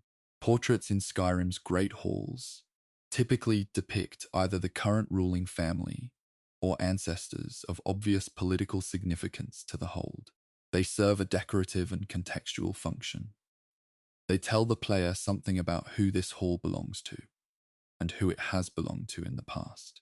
Most can be connected, with reasonable effort, to named characters in the game's historical record. This portrait cannot. The figure it depicts is male, middle-aged in appearance, and wearing armor that does not match any armor set available in Skyrim's current item system. The armor's design, the specific configuration of the chest piece, the shoulder construction, the decorative elements around the collar, belongs to a style associated with the Imperial military during the Third Era, not the Fourth Era Imperial armor that appears throughout Skyrim on Imperial soldiers and in Imperial forts. An older style, one that predates the current Imperial equipment by the better part of a century. The face is not recognizable as any named character. No quest points to the portrait. No NPC in Dragon's Reach comments on it or uses it as a conversation reference. It hangs on the wall the way old portraits hang when the people who knew who they depicted are gone, and the current occupants keep them out of habit or indifference. A figure in Third Era Imperial armor hanging in the Jarl's Hall in Whiterun, with no name attached and no explanation offered. Someone from that period was considered significant enough to be painted and displayed in a hold's seat of power. Whoever decided the portrait belonged there either knew who it depicted or inherited the decision from someone who did. Either way, the knowledge of who it shows did not survive into the present version of the game's world. Near Helgen, the imperial town in Falkreath, hold that the game's opening sequence destroys. There is a chest in an outdoor location along one of the approach roads that contains, among common items, a fragment of a journal. The journal fragment is short. It covers what appears to be a single day's entry, written in a hand that is careful and deliberate rather than hasty. The content describes road conditions, the behavior of a traveling group, and a reference to landmarks along the route that the writer uses for navigation. Near the end of the entry, the writer references the road itself using a specific phrase. They call it the General's Road. That phrase does not appear anywhere else in Skyrim's written content. It is not a named road on any map in the game. No NPC uses the phrase in dialogue. No other book or document in the game's library refers to any road in Skyrim by that designation. In lore compiled from Elder Scrolls sources across multiple games, the northern campaigns of Tiber Septim, conducted during his rise to power, before the Empire was fully consolidated, are referenced in connection with specific roads that his forces used repeatedly through Skyrim's southern holds. The route through Falkreath toward Helgen sits along a geographic corridor that would have been a logical path for forces moving between Cyrodiil and Skyrim's interior during that period. A journal fragment near Helgen, referencing a road by a name that exists nowhere else in the game, using a designation that fits the pattern of how Tiber Septim's northern routes were described in the period when people still remembered them by the figure who used them most. The writer of the journal knew this road by a name that has since disappeared from every other record in Skyrim. In a small cemetery in the Whiterun hold, not Whiterun's city cemetery, but a smaller burial ground attached to a minor settlement outside the city walls, there is a gravestone that carries a name no quest in the game acknowledges. The name carved into the stone is Hjalti. Hjalti Earlybeard is the birth name of Tiber Septim. He was born in Alcair in High Rock, given that name at birth, and used it through his early military career, before the name Tiber Septim came into use. The circumstances under which the name changed are complicated and debated within Elder Scrolls lore. Different sources give different accounts of when and why the transition happened, but Hjalti as a name is unambiguously connected to Tiber Septim across multiple Elder Scrolls sources. It is not a common name. It does not appear on any other gravestone or NPC in Skyrim. The gravestone in the Whiterun Hold Cemetery carries no dates, no epitaph beyond the name, no quest marker, no compass indicator, no NPC who mentions it in any dialogue line anywhere in the game. A gravestone marked with Tiber Septim's birth name in a small cemetery outside Whiterun, with nothing attached to it that would help a player understand why it is there, whether it marks someone who shared the name by coincidence, or whether it is something else entirely. A cenotaph, a memorial, a joke by a developer, a genuine hidden reference. The game provides no answer. The name sits on the stone. The stone sits in the cemetery. The cemetery sits in a hold where Tiber Septim's campaigns once moved, and the connection between those facts is left entirely to whoever finds the stone and knows enough to recognize what they are reading. In a single chest in all of Skyrim, one chest in one location, not replicated anywhere else in the game world, there is a coin that does not match any currency type in active circulation during the Fourth Era. Coins in Skyrim are standardized. The gold septim that functions as the game's currency has a consistent appearance across every merchant, every bandit, every chest and pocket in the game. The currency system is unified in the way that functioning empires tend to unify their currencies. Consistent weight, consistent design, consistent value representation. This coin is different. Its texture file uses a minting design that does not match the current septim. The face pressed into the coin's surface follows a design convention associated with third-era imperial minting. A specific arrangement of the central figure, the border inscription placement, and the reverse side design that changed during the transition between the third and fourth eras, following the Oblivion Crisis and the collapse of the Septim Line. Third-era coins in a fourth-era world are not impossible. Currency persists after the governments that issued it collapse. It circulates for generations, gets saved, gets passed down, gets forgotten in chests and pockets, and the corners of places nobody has cleaned out in a long time.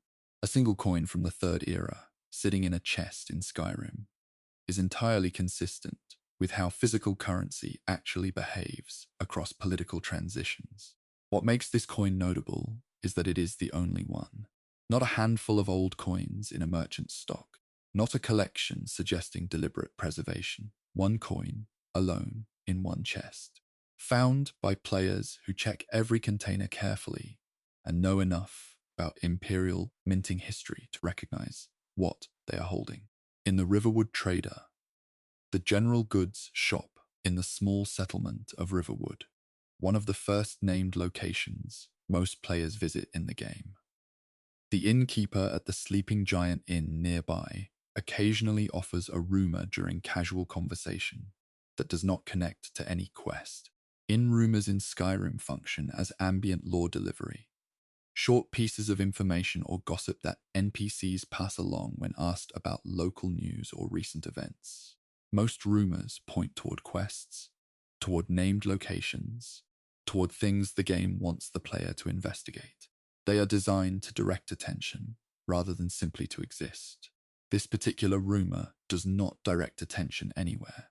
The innkeeper mentions, in passing, that the road through Riverwood was once walked by an emperor, and follows it immediately with the phrase, "the last time an emperor walked this road," spoken in a tone that treats the information as settled historical fact rather than legend or rumor. No name is attached, no date, no elaboration. The conversation moves on as if the information was simply contextual background rather than something worth pursuing. No quest opens from this rumor. No compass marker appears. No follow-up dialogue exists.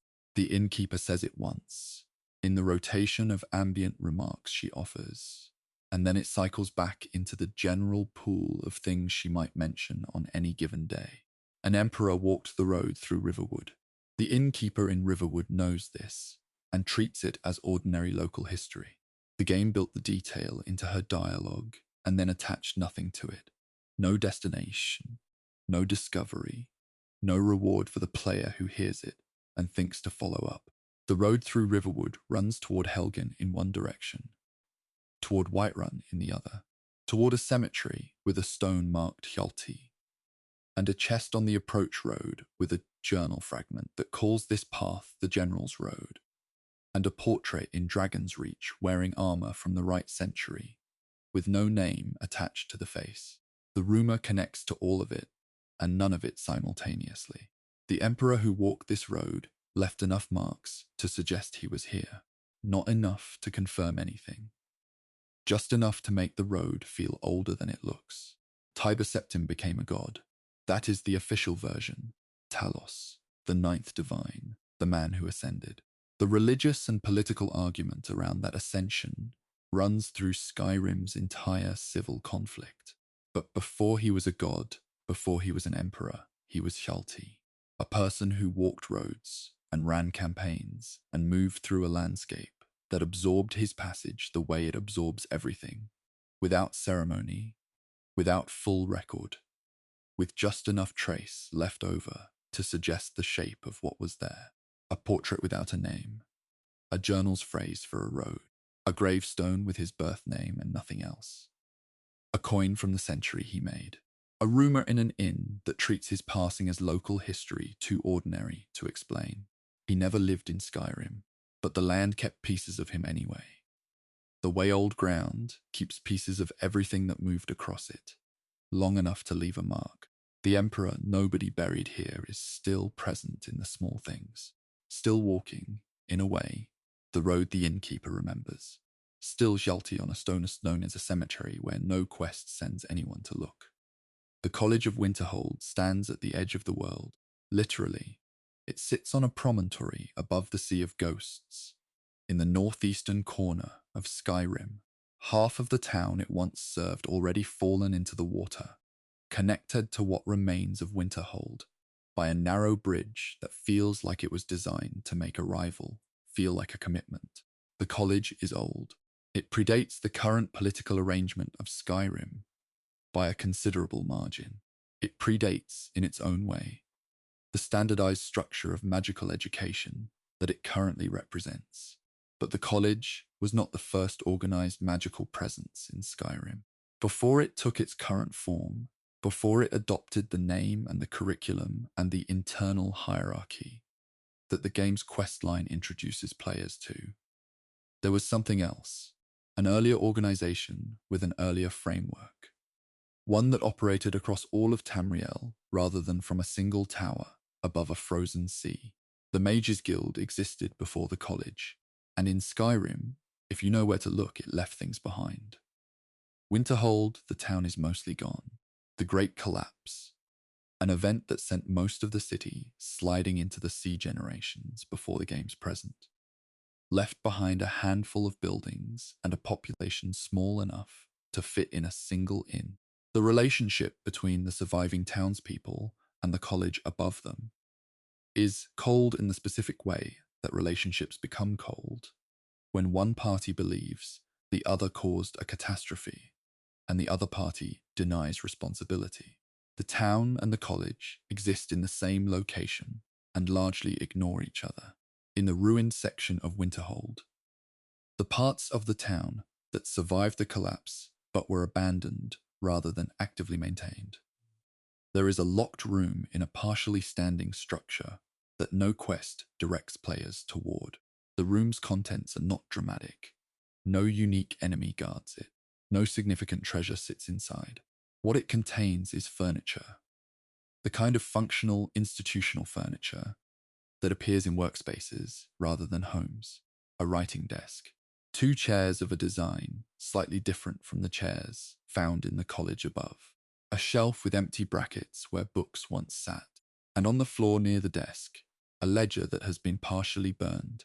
The ledger's surviving pages contain entries in a format that does not match college administrative records found elsewhere in the game. The college keeps records in a specific style, formal, categorized, using terminology consistent with its current institutional structure. The entries in this ledger use different terminology, older terminology, references to ranks and organizational categories that the college does not use. Categories that match in their naming structure the guild ranks documented in Elder Scrolls lore from the periods when the Mages Guild operated as a Tamriel-wide institution rather than a regional school. A guild-era workspace preserved in a locked room in Winterhold's ruins with a partially burned ledger still on the floor. Someone burned part of it. Someone locked the door. Neither action was completed thoroughly enough to remove what was left inside. In Dragon's Reach, Whiterun's Great Hall, which appears in multiple chapters of this script because it is genuinely full of things that deserve attention. There is a sealed display case in one of the upper sections of the hall that contains a staff. The staff is not unique in appearance. It looks like a standard magical staff, a wooden shaft with a fitted head, the kind of object that appears in dozens of locations throughout Skyrim. Nothing about its visual design immediately signals that it is worth examining more closely than any other staff in a display case in a Hold's Great Hall. What signals that is the display case itself? Sealed display cases in Skyrim's halls are typically reserved for objects of political or historical significance to the Hold, weapons that belong to notable figures, artifacts connected to the Hold's history, objects that explain something about where this hall's power comes from and what it has meant over the years. A Hold does not put an ordinary staff in a sealed case. The case is a statement about significance. The staff's design, examined closely, matches descriptions of mages' guild recognition staves from the Third Era. Objects awarded to members who achieved specific ranks within the guild structure. These staves were not weapons in the conventional sense. They were institutional objects, the physical equivalent of a certificate, designed to be displayed rather than used. Their design followed a specific template that identified the guild affiliation of the bearer and the rank they had achieved. A guild recognition staff, sealed in a display case in Whiterun's hall, treated as a historically significant object by the Hold's current administration. Whiterun's Jarl has no Mage's Guild affiliation and no quest connection to guild history. The staff ended up in that case through a chain of inheritance and institutional memory that the game never traces. But someone, at some point, decided it belonged behind glass. Labyrinthian sits in the mountains of Jarlmark, a vast Nordic ruin that contains structures from multiple periods of Skyrim's history, layered on top of each other the way very old sites accumulate the marks of every group that ever found them significant. Players visit it during the college questline. The questline sends them deep into the structure toward a specific objective. The side passages and sealed chambers hold things the main path never points to. In one of those side sections, a chamber accessible through a passage that branches away from the main route, early enough that players focused on the objective tend to miss the turning. There is a spell tome on a lectern that carries an unusual description. The description references the Charter of Shalidor. Shalidor was one of the great archmages of ancient Tamriel, a figure whose name appears throughout Elder Scrolls lore in connection with Labyrinthian itself, with the founding principles of organized magical study, and with the earliest formal agreements about how magical knowledge should be shared and governed. The Charter of Shalidor is not a widely documented agreement in the game's accessible lore. It is mentioned in this tome's description, and as far as careful players have been able to determine, nowhere else in Skyrim's written record. The description states that the spell contained in the tome was developed under the provisions of the Charter, meaning it was created within a framework of magical governance that predates the college, predates the formalized Mages Guild, and reaches back to the period when Shalidor himself was establishing the principles that later organizations would build on. A spell with documented lineage going back to Shalidor's foundational agreements, sitting on a lectern in a side chamber of Labyrinthian, the place most closely associated with Shalidor's own history, in a passage that the quest line never sends players through. The tome is there. The charter it references is not explained anywhere else. The connection between Labyrinthian and the origins of organized magical study in Skyrim sits in that chamber, quiet and unpointed to, for players who take the wrong turning at the right moment. In Markarth's Warrens, the lower residential section of the city, where the Forsworn conspiracy plotline runs, and where the city's darker political undercurrent becomes visible to players who look. There is a door in a corridor that carries two marks on its surface that should not coexist. The first mark is a sigil, painted rather than carved, applied in a dark pigment that has faded but not disappeared. The design is circular, with specific internal geometry that players familiar with Mages Guild iconography from older Elder Scrolls games have identified as a guild affiliation marker. The kind of symbol that was used to designate guild-associated spaces in cities across Tamriel during the period when the guild operated as a Tamriel-wide institution. The second mark is a Nordic rune, carved directly into the wood of the door over the top of the painted sigil. The rune is deeper than the paint, physically pressed into the surface rather than applied on top of it. It postdates the sigil. Someone who came after the guild's presence in this space carved a rune over the mark the guild had left, either to claim the space for a different tradition or simply to cover what was there before. The paint shows at the edges of the carved rune. Both marks are visible simultaneously. The older one, bleeding around the edges of the newer one, present enough to be identified, covered enough to suggest that whoever carved the rune knew what they were covering, and chose to cover it anyway. A guild mark in Markarth's Warrens, partially obscured by a Nordic rune, carved over it by someone who came after. Two claims on the same door, from two different periods, neither one complete enough to fully erase the other. Near the bridge that connects Winterhold's remaining town to the college above it, there is a woman who sells potions from a small outdoor setup that she maintains regardless of the weather. She is not a named quest character. She does not initiate conversation beyond standard merchant dialogue. Her stock rotates through common alchemy products, potions of healing, magicka, stamina, the standard range that potion vendors across Skyrim carry. Nothing about her surface presentation distinguishes her from a dozen other minor merchants in the game. Her personal inventory, the items she carries on her person rather than offering for sale, contains a ring. The ring is not for sale. It sits in the personal inventory section that merchants maintain separately from their stock, the section that contains their own belongings, rather than their goods. Its enchantment is minor. Its visual design is unremarkable. What distinguishes it is a maker's mark pressed into the interior of the band, a small design that matches in its structure the guild affiliation marks used on objects produced within the Mages Guild during the Third Era. A guild-marked ring, carried as a personal item by a woman selling potions outside the college in Winterhold. Not displayed, not mentioned, not connected to any quest or any dialogue, just present in her personal inventory, worn or carried, belonging to her in a way that her merchant stock does not. She sells potions near the building that replaced the organization the ring came from.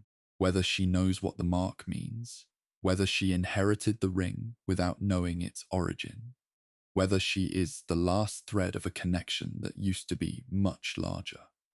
The game provides none of those answers. She sells her potions. The ring stays in her pocket. The college stands on the hill above her. The Mages Guild is gone from Skyrim in any formal sense. The college replaced it, partially, imperfectly, with a different structure and a different relationship to the political world around it. The guild's furniture is locked in a ruined room in Winterhold. Its recognition staff is sealed in a display case in Whiterun. Its foundational charter is referenced in a tome, in a passage most players never take. Its mark is half covered by a rune on a door in Markarth's Warrens. Its ring rides in the pocket of a woman selling potions in the cold, outside a bridge. Institutions end. Their physical traces are harder to remove than their administrative structures. The rooms they occupied keep their furniture. The objects they produced keep their marks. The people connected to them keep carrying what they carried, long after the institution itself has dissolved into the next thing that came along to replace it. The college stands where the guild's influence in Skyrim eventually concentrated. The rooms the college forgot are still in the places where they were left, locked, sealed, half-burned, partially covered, quietly present in the margins of a city that has moved on to different concerns. The Oblivion Crisis ended 200 years before Skyrim begins. The gates closed. The dragonfires were relit. Martin Septim became the avatar of Akatosh and ended the invasion in a moment that shattered the Septim line and changed the shape of Tamriel permanently. By the time of Skyrim's events, the crisis is history, old enough to be studied rather than remembered, old enough that most of the people alive during it are gone, and the people who remain know it only through books and ruins and the vague cultural weight of something catastrophic that happened before their time. But the land does not forget the way people forget. Stone holds damage longer than memory holds fear. Bloodlines carry surnames longer than any individual carries a story. A child's song circulates through generations, without anyone updating it to reflect the world that replaced the one that made it. The Oblivion Crisis ended. Its marks did not end with it. They are still in Skyrim, pressed into the earth and the walls and the mouths of children who do not know what they are singing about. Near Morthal, the small, fog-covered settlement in Jalmark that sits in marshland and carries a general atmosphere of things being slightly wrong. There is a patch of ground outside the town's immediate area that behaves differently from the surrounding terrain. The earth in that patch is darker, not dramatically, not the kind of visual distinction that reads immediately as significant, just slightly darker than the surrounding ground, with a texture that suggests the soil was exposed to something at ground level that altered its composition.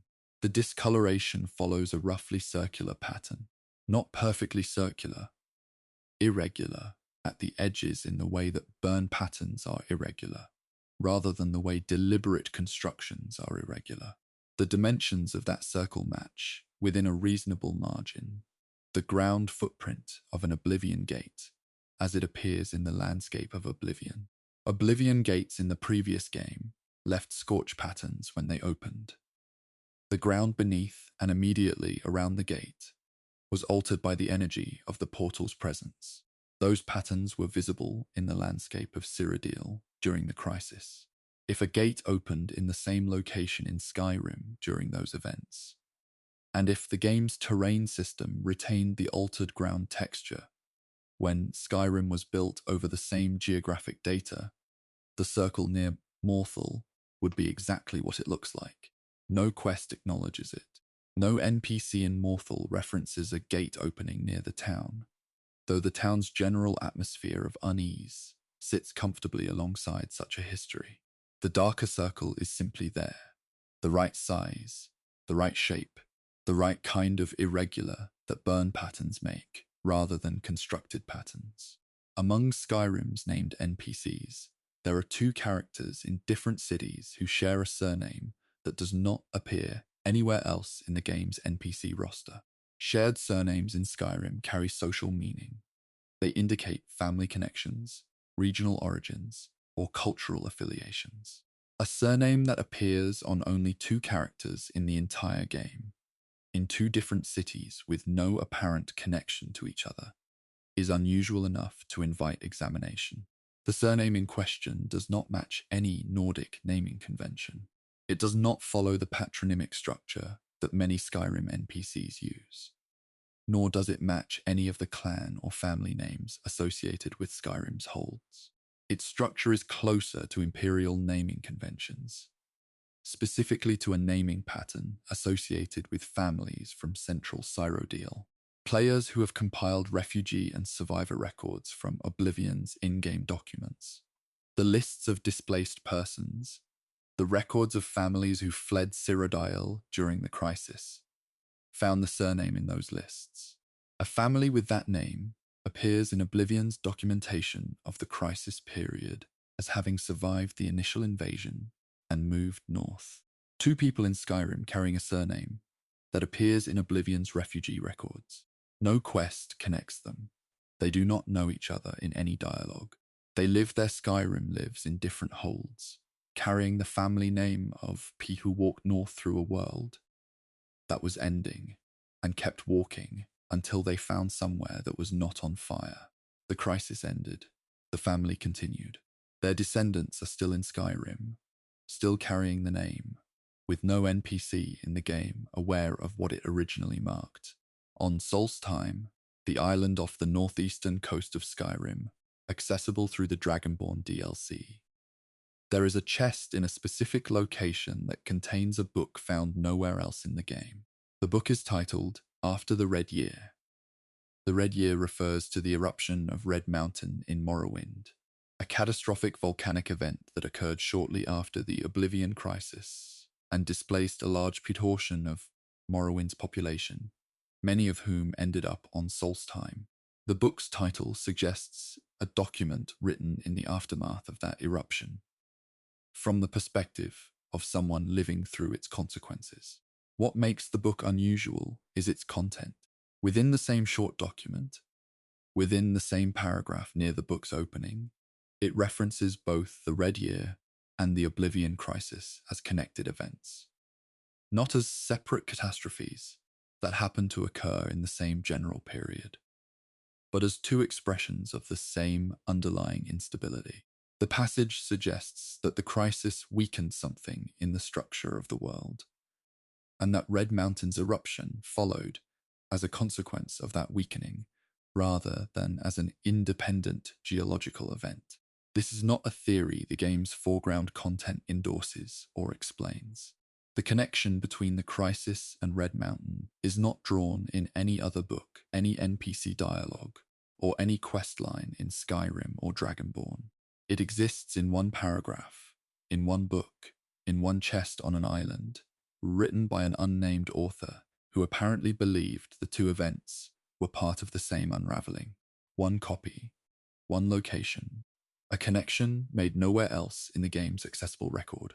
In Windhelm, the ancient Nordic city in Eastmarch that serves as the Stormcloak capital during the Civil War, there is a section of wall in the older quarter of the city that carries damage inconsistent with any event in Skyrim's own history. Windhelm's older quarter shows its age in various ways: weathered stone, repaired sections, the accumulated marks of a very long occupation of a very cold place. Most of the damage visible on the walls fits the expected pattern of gradual deterioration and periodic repair over many centuries. One section does not fit that pattern. The damage there is concentrated rather than gradual, clustered in a way that suggests impact rather than erosion, affecting the wall at a height and angle consistent with siege level force rather than weather or time. The repair work on that sections uses a different stone than the surrounding wall, a lighter color, a slightly different cut, indicating that the repair was made separately from the regular maintenance program that keeps the rest of the wall consistent. No event in Skyrim's own timeline accounts for siege level damage to that section of Windhelm's wall. The Civil War, which does involve Windhelm as a contested location, did not reach the point of actual siege during the game's events. The city's documented history in Skyrim's accessible lore does not include a siege of that wall in any era clearly. Windhelm is old enough to have been standing during the Oblivion Crisis. If a gate opened near the city, or if crisis-era violence reached the city's walls, the damage and subsequent repair would look exactly like what that section currently shows. Concentrated impact, repaired in haste with available materials, never fully matched to the surrounding stonework. The wall carries it still. Lighter stone in a darker wall, in a section where nothing in Skyrim's own history explains why the repair was needed. In Riften, the southeastern city built on a lake, governed by a Jarl who barely controls what happens inside the city walls. There is a child NPC who sings a rhyme during play that does not match any known nursery rhyme or children's song from Tamrielic cultural sources, compiled across the Elder Scrolls series. Children's songs in Skyrim typically reference familiar elements of the world: the cold, the gods, the monsters children are warned about, the basic geography of the hold they live in. The rhyme this child sings references a red sky, not the red sky of sunset. The specific language of the rhyme, the way it describes the color, the way it describes what was happening under the color, does not match any natural atmospheric event. The red in the rhyme is wrong. It sits in the sky, the way smoke sits, the way ash sits, the way a horizon looks when something very large is burning somewhere beyond it. The red year sent ash across a large portion of northeastern Tamriel. Solstheim received it directly. Windhelm and Riften, on the northeastern side of Skyrim, would have been among the first holds to see the ash clouds crossing the sea from Morrowind. A child's song about a red sky circulating in Riften, a city on the eastern edge of Skyrim, closest to the direction the ash came from, carries a geographic specificity that fits the red year better than any other event in the game's history. The song has been circulating for 200 years. It no longer explains what it was written about. The child singing it does not know about Red Mountain, or the crisis, or the ash that crossed the sea in the year her grandmother's grandmother was alive. She knows a song about a red sky, and she sings it the way children sing things. Because it has a rhythm, because someone taught it to her, because the words go together in a way that feels right, even when the meaning has been lost. The Oblivion Crisis ended. The gates closed. The Emperor became a god, and the Septim line ended in the same moment. But the scorch pattern near Morthal is still the right size and the right shape. The two people with the refugee surname are still living in their separate cities. The book on Solstheim still connects the crisis to Red Mountain in a paragraph that no other document echoes. The wall in Windhelm still shows lighter stone where someone repaired something that had not needed repairing before. The child in Riften still sings about a sky that was the wrong color. None of these are named in any quest. None of them trigger an investigation, or open a conversation tree, or lead anywhere. They are simply present, the way consequences are present, long after the events that caused them have become history. Gates leave marks when they open. Some of those marks are still here. Not every story in Skyrim is waiting for you to begin it. Most of the world operates on that assumption, that the player is the center, that quests exist to be triggered, that NPCs stand in place until someone with a quest marker walks close enough to activate them. The game is built around that logic. It works because of that logic, but underneath it, running parallel to the whole structure of objectives and markers and reward systems, there is another layer entirely. Some of the people in Skyrim are simply living, not waiting, not positioned near a quest trigger, not carrying dialogue that points toward an investigation or a dungeon or a political conflict that needs resolving. They wake up at a specific hour, follow a specific daily route, carry specific objects that belong to their specific life, and then go to sleep at a specific hour. Every day, in every playthrough, whether the player ever notices them or not. Their stories do not require a hero. Their lives do not pause between player visits. They exist in the world the way most people exist in any world. Completely, privately, without needing to be useful to anyone passing through. Near Lake Ilinalta, the large lake in Falkreath Hold, dark and deep, and surrounded by forest that does not let much light through. There is a fisherman who works the water from a small boat. The boat is locked, not in the sense that a door is locked. There is no keyhole, no prompt, no interaction that offers the option to pick the lock or force it open. The boat's storage compartment is simply inaccessible through any standard gameplay mechanic. Players who have examined the boat's data found that the compartment has a locked state built into its item container, set to a level that would require a specific key to open. The key does not exist in any accessible location in the game. No quest provides it. No NPC carries it. Inside the compartment, visible only through data examination rather than normal gameplay, there is a personal letter. The letter is addressed to someone in Windhelm. The recipient has a name. The name does not match any NPC in Windhelm or anywhere else in Skyrim's NPC roster. The content of the letter is personal rather than plot relevant. It describes the lake, the fishing, the weather, the way the light behaves on the water in a specific season. It is the kind of letter that someone writes when they want another person to be able to picture where they are. A fisherman on a dark lake in Falkreath Hold, writing letters to someone in Windhelm who does not exist in the game's NPC system. The letter sits in a locked compartment that cannot be opened. The recipient cannot be found. The correspondence moves in one direction only. Written, sealed, stored, never sent to anyone the game has bothered to place in the world to receive it. The fisherman goes out on the water every day regardless. The letter stays in the compartment. The lake stays dark.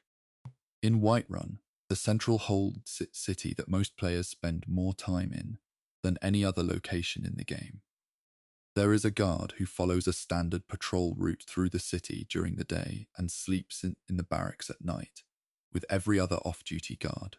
What makes this guard different is not visible during daylight hours. It requires being in the right location at the right time, specifically in the barracks, between 2 and 3 in the morning, by Skyrim's in-game clock. During that single hour, while this guard sleeps, an ambient sound plays in the immediate area around them that does not play at any other time or in any other location in the barracks. The sound is not dramatic. It is not a voice, not a recognizable effect, not something that would cause a player to stop and investigate, even if they happen to be present when it played. It is a soft, low tone, the kind of sound that sits at the edge of audibility, present enough to register if you are listening carefully, quiet enough to miss entirely if you are not. Its duration is short. It plays once during that hour and does not repeat. The sound file associated with that specific time and location does not appear elsewhere in the game's active audio system. It is not a variant of any standard ambient sound used in other sleeping NPC contexts. It was built specifically for this guard, active specifically during this hour, audible specifically in this location. No quest explains it, no lorebook references it, no other NPC in the barracks reacts to it. The guard sleeps through it the same way every night, generating a sound that almost no player has ever been present to hear. In an hour that almost no player has reason to be standing in a barracks, listening carefully for something quiet. In Falkreath, the hold where the great cemetery sits, and the forest crowds every edge, there is a woman who leaves her house every morning and walks to the cemetery. This is not unusual behavior for Falkreath. The hold has a larger than average relationship with death, and the cemetery contains enough named graves, with enough individual detail, that visiting it reads as a normal activity for a resident of that particular town. Several NPCs in Falkreath reference the cemetery in their ambient dialogue. This woman visits the same grave every morning, not a rotation of different graves, not a general walk through the grounds. The same specific stone, at the same time, following the same path from her home. She places a flower. Then she stands for a short period. Then she walks back. The grave she visits belongs to no named character in the game. The stone has a name on it. It is not blank, not generic, not one of the unnamed markers that appear in groups throughout the cemetery. It has a specific name carved into it. That name does not match any NPC in Falkreath, any NPC in any other hold, any character referenced in any quest, any name appearing in any book or document in the game's accessible content. A woman in Falkreath visits a grave every morning. The grave belongs to someone the game never introduced. The relationship between the woman and the person buried there, whether it was love or family or friendship or something else, is not described anywhere. No dialogue, no journal, no letter.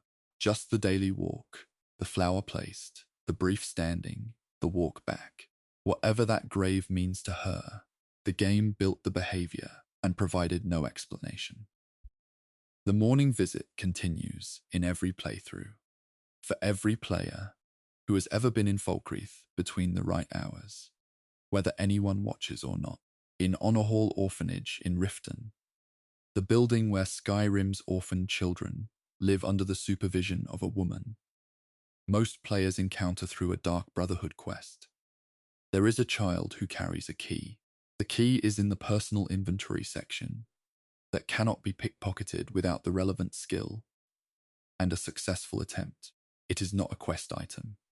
It does not carry the visual indicator that marks objects as quest relevant. It is simply a key, sitting in a child's inventory, carried everywhere the child goes throughout their daily schedule in the orphanage and the surrounding area of Riften. Players who located the key and examined its data found that it has a standard key designation, a specific lock ID that it is built to open. Following that ID through the game's data, they searched for the corresponding lock. It does not exist anywhere in Riften. It does not exist in any location in Skyrim's accessible world. No door, no chest, No container anywhere in the base game or any DLC carries a lock with the matching ID. A child in Riften's orphanage carries a key that opens nothing. The key was built with a specific lock ID, not a placeholder, not a default value, but a specific number that would correspond to a specific lock if that lock existed somewhere. The lock was either removed before the game shipped or never placed in the final version of the world. The child carries it anyway, every day, through every playthrough. Whatever the key was meant to open, the child does not know it no longer exists. They keep it the way children keep things, because it belongs to them, because someone gave it to them or they found it, because keeping it feels important even without a clear reason why. The door it was built for is gone. The key remains. The child carries it into a world that no longer contains the thing it was made for. The fisherman writes letters to someone who cannot be reached. The guard generates a sound for an audience of no one between 2 and 3 in the morning. The woman in Falkreath places a flower on a grave that belongs to a person the game never named. The child in Riften carries a key for a lock that no longer exists. None of these stories ask anything of the player. They do not trigger quests. They do not offer rewards. They do not add to any journal, unlock any achievement, open any door to anywhere significant. They simply happen, fully, consistently, privately, in the same world where dragons are being resurrected and empires are fracturing, and an ancient prophecy is playing out across every main quest location in Skyrim. Most of the world notices the prophecy. Most of the world has an opinion about the civil war. The fisherman is still on the lake. The guard is still sleeping through that quiet hour. The woman is still at the cemetery in the morning. The child is still carrying the key. They never needed the story the game is telling. They had their own. The sky in Skyrim is not decoration. It would be easy to treat it that way.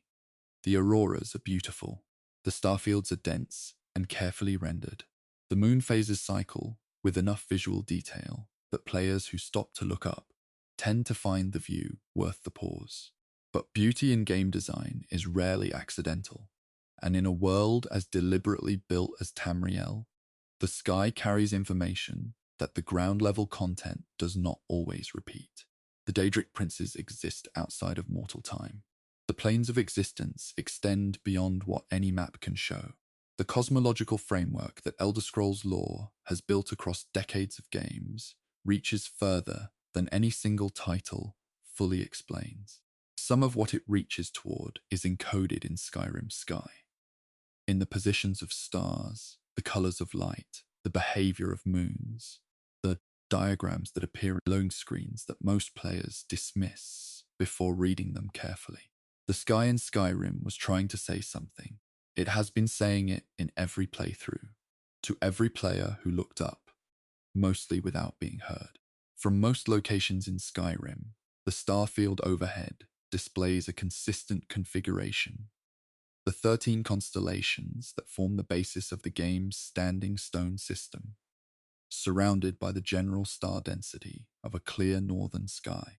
From one specific mountain peak in the Rift, a peak that no quest directs players toward, that sits off every main path and requires deliberate climbing to reach.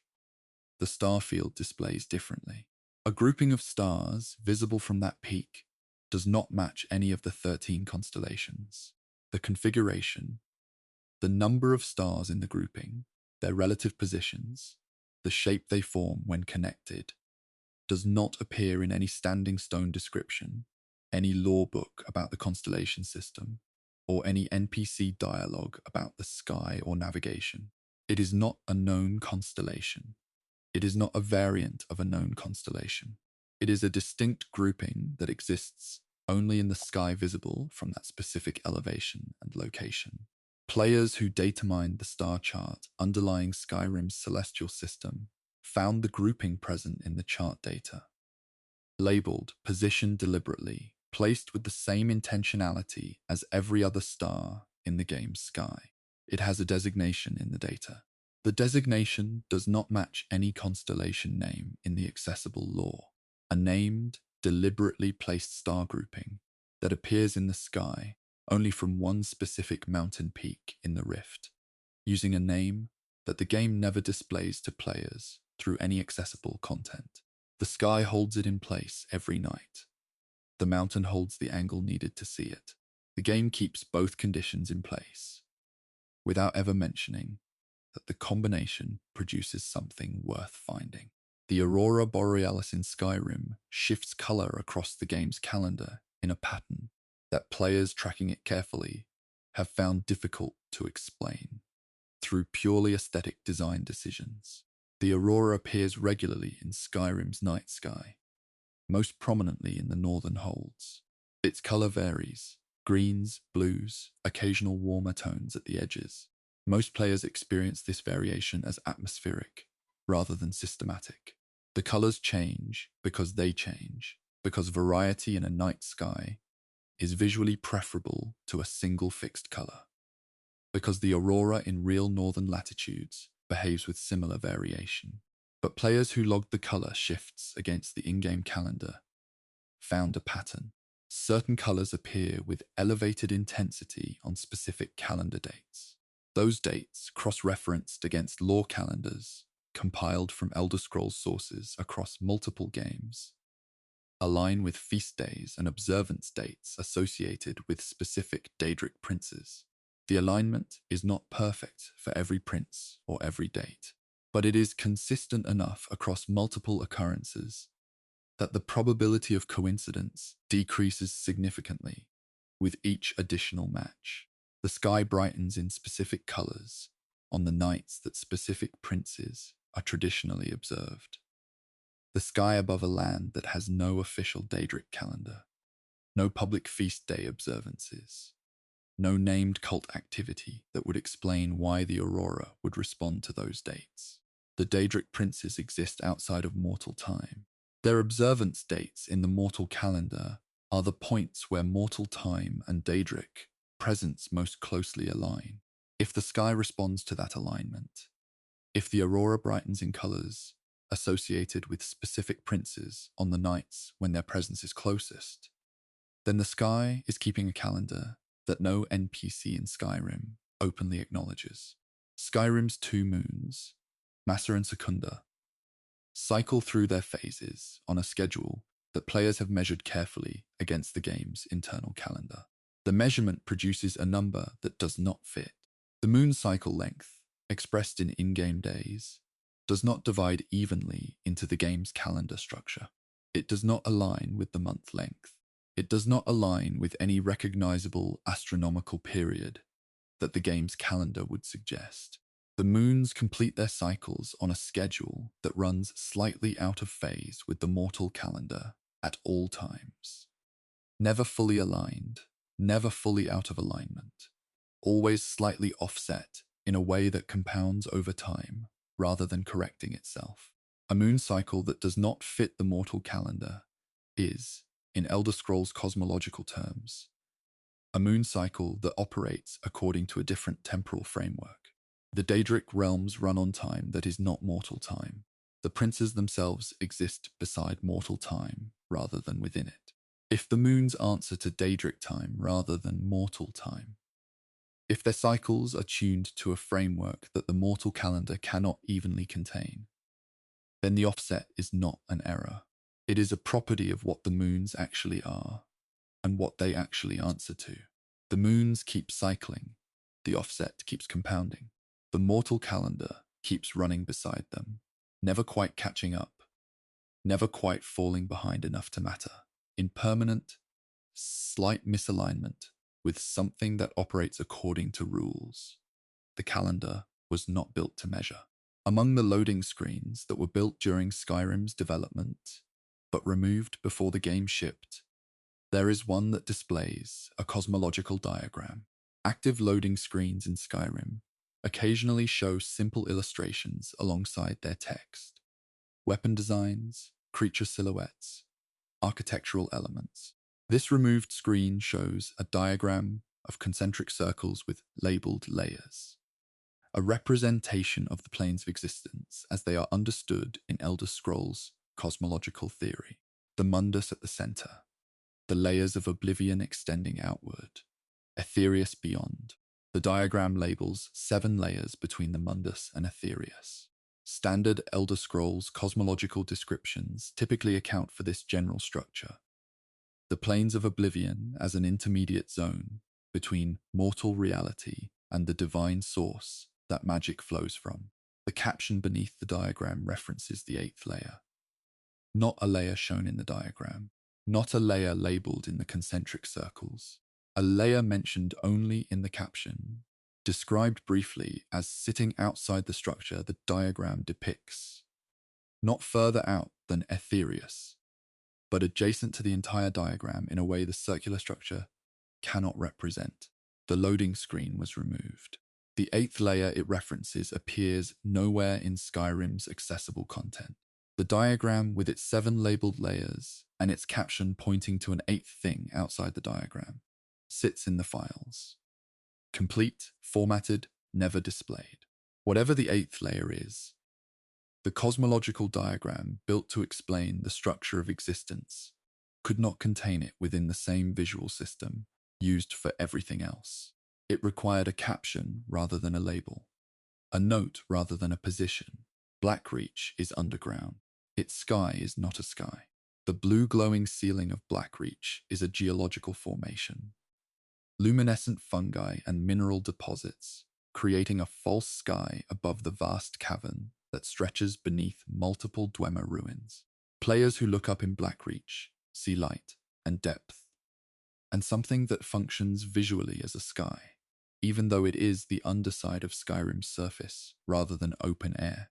The stars visible in Blackreach's ceiling move. Star movement in Skyrim's surface sky is not perceptible in normal gameplay. The game's timescale compresses day and night into short cycles, but the stars themselves do not visibly track across the sky in a way that most players notice while moving through the world. In Blackreach, the movement is visible. The glowing points in the ceiling shift slowly in a direction that can be tracked if a player remains stationary and watches long enough. The direction of that movement runs opposite to the direction of star movement on the surface. The surface sky moves in one direction as time advances. Blackreach's false sky moves in the other direction at the same rate, not randomly, not chaotically, in precise reverse, the same speed, the same arc, the opposite direction. A sky and its mirror below the ground, running in opposite directions simultaneously. Whether this is a property of being underground in a space built by the Dwemer, whose relationship to conventional reality was consistently unconventional, or whether it encodes something about the cosmological relationship between the surface world and what exists beneath it, the game provides no explanation. The stars on the surface move forward. The stars in Blackreach move backward. Time, from underground, apparently runs the other way. The sky has been keeping its information through every playthrough, in every version of the game, for every player who ever looked up without knowing what they were looking at. A constellation from a mountain peak that no quest names. An aurora that brightens on Daedric, feast days above a land with no public calendar for them. Moons cycling on time that does not fit the mortal calendar. A removed loading screen pointing to an 8th layer that sits outside the diagram built to show everything. A false sky underground that runs in reverse. None of it is loud. None of it interrupts the quest lines or the combat or the daily business of moving through a very large world. With a lot of things to do, it runs overhead and underfoot and in the data of loading screens that flashed past before anyone read them carefully. The sky in Skyrim was trying to say something about the shape of the world it sits above, about the planes beyond it, about the time it keeps and the time it doesn't, and the things that exist in the layer the diagram couldn't label. It is still saying it, every night, in every playthrough. Most players just forgot to look up. Not everything in Skyrim was built for a reason the game can explain. Some things were placed quietly, in corners where no quest sends anyone, with no mechanical purpose and no narrative payoff. and no reward for the player who finds them. They simply exist. The way certain details in any carefully made thing exist not because they are necessary, but because someone making the thing cared enough to put them there. This is the last chapter. The quest lines are done. The civil war has an outcome. The dragons have been addressed. The history of Tamriel has been walked through from its oldest edges to its present moment, across eras and civilizations, and the slow turning of ages that eventually becomes the world. Skyrim takes place in.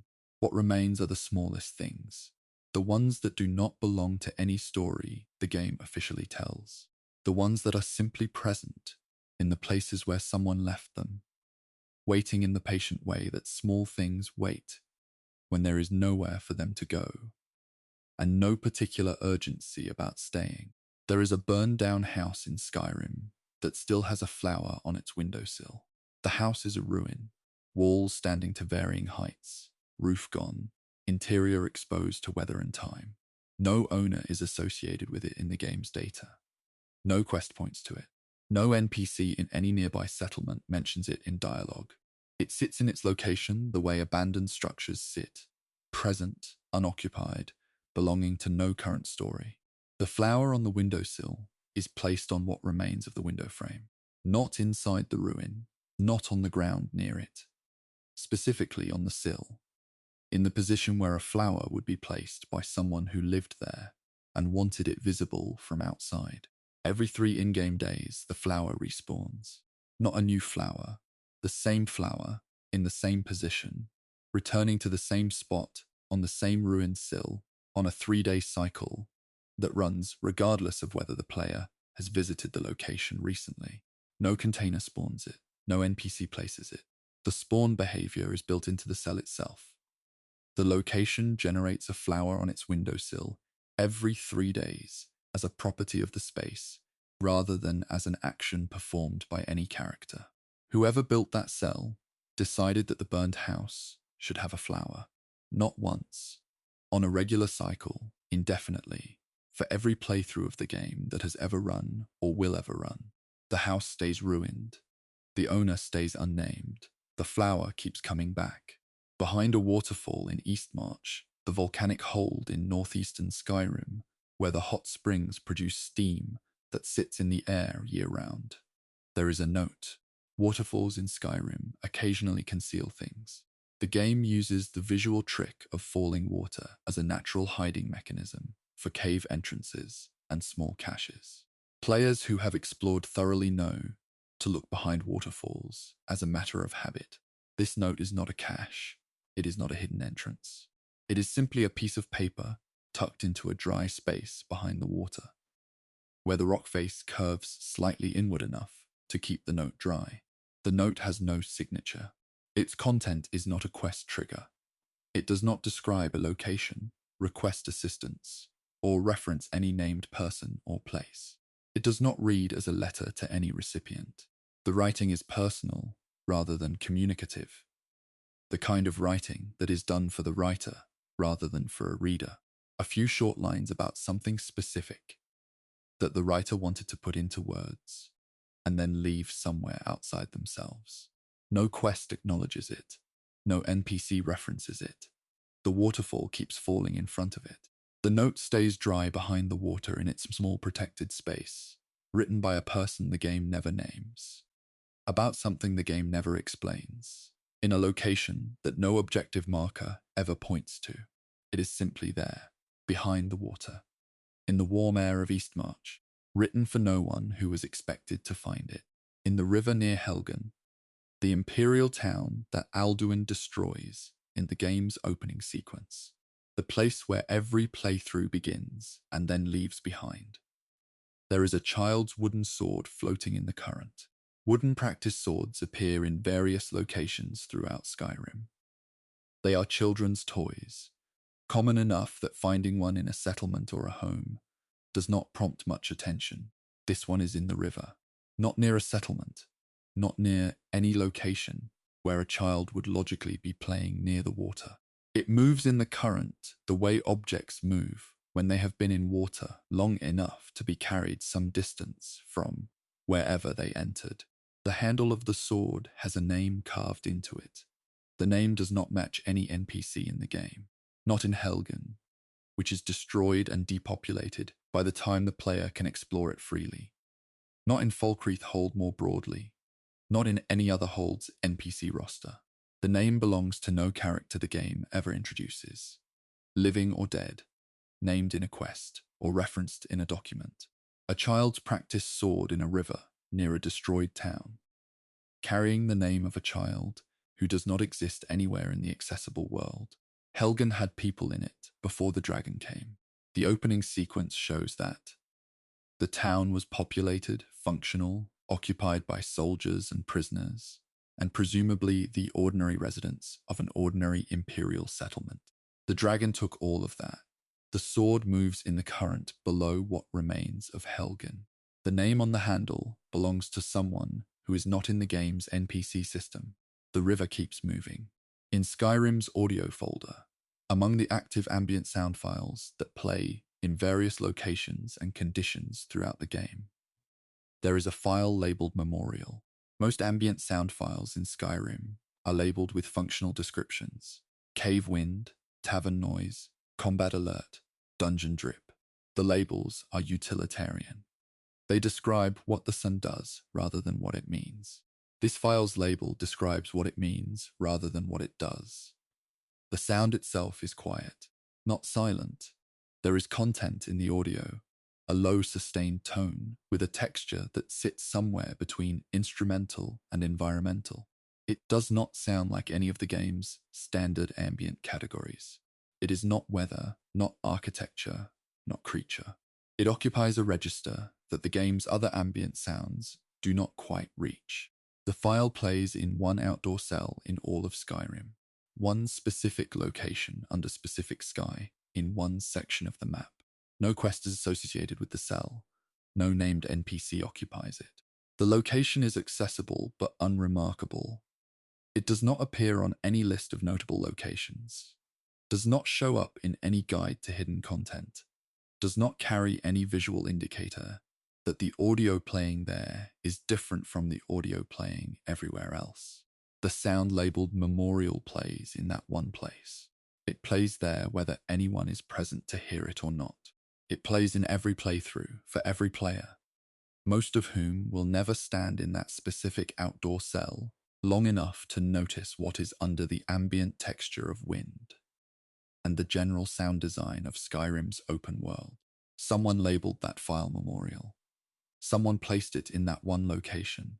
The reasons for both decisions are not recorded anywhere. There is a loading screen image of Sovngarde that appears only once. Loading screen images in Skyrim cycle from a pool of available images based on the player's current location and progress. Most images appear multiple times across a playthrough, the same illustrations reappearing across the hundreds of load screens that a normal playthrough generates. The pool is large but finite, and regular players become familiar with the full rotation.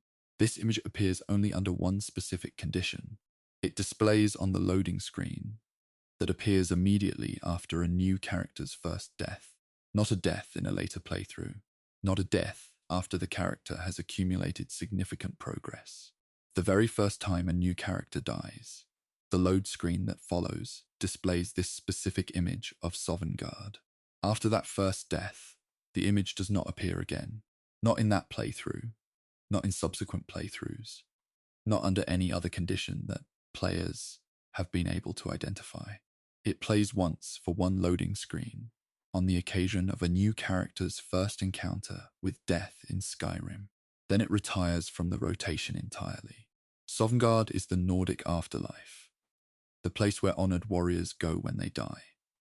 The golden hall that the main quest eventually leads to, showing it on the loading screen that follows a character's first death, is a specific choice. A first death is when Skyrim introduces the player to the consequence of failure, and to the mechanic that removes that consequence. The reload, the return, the continuation.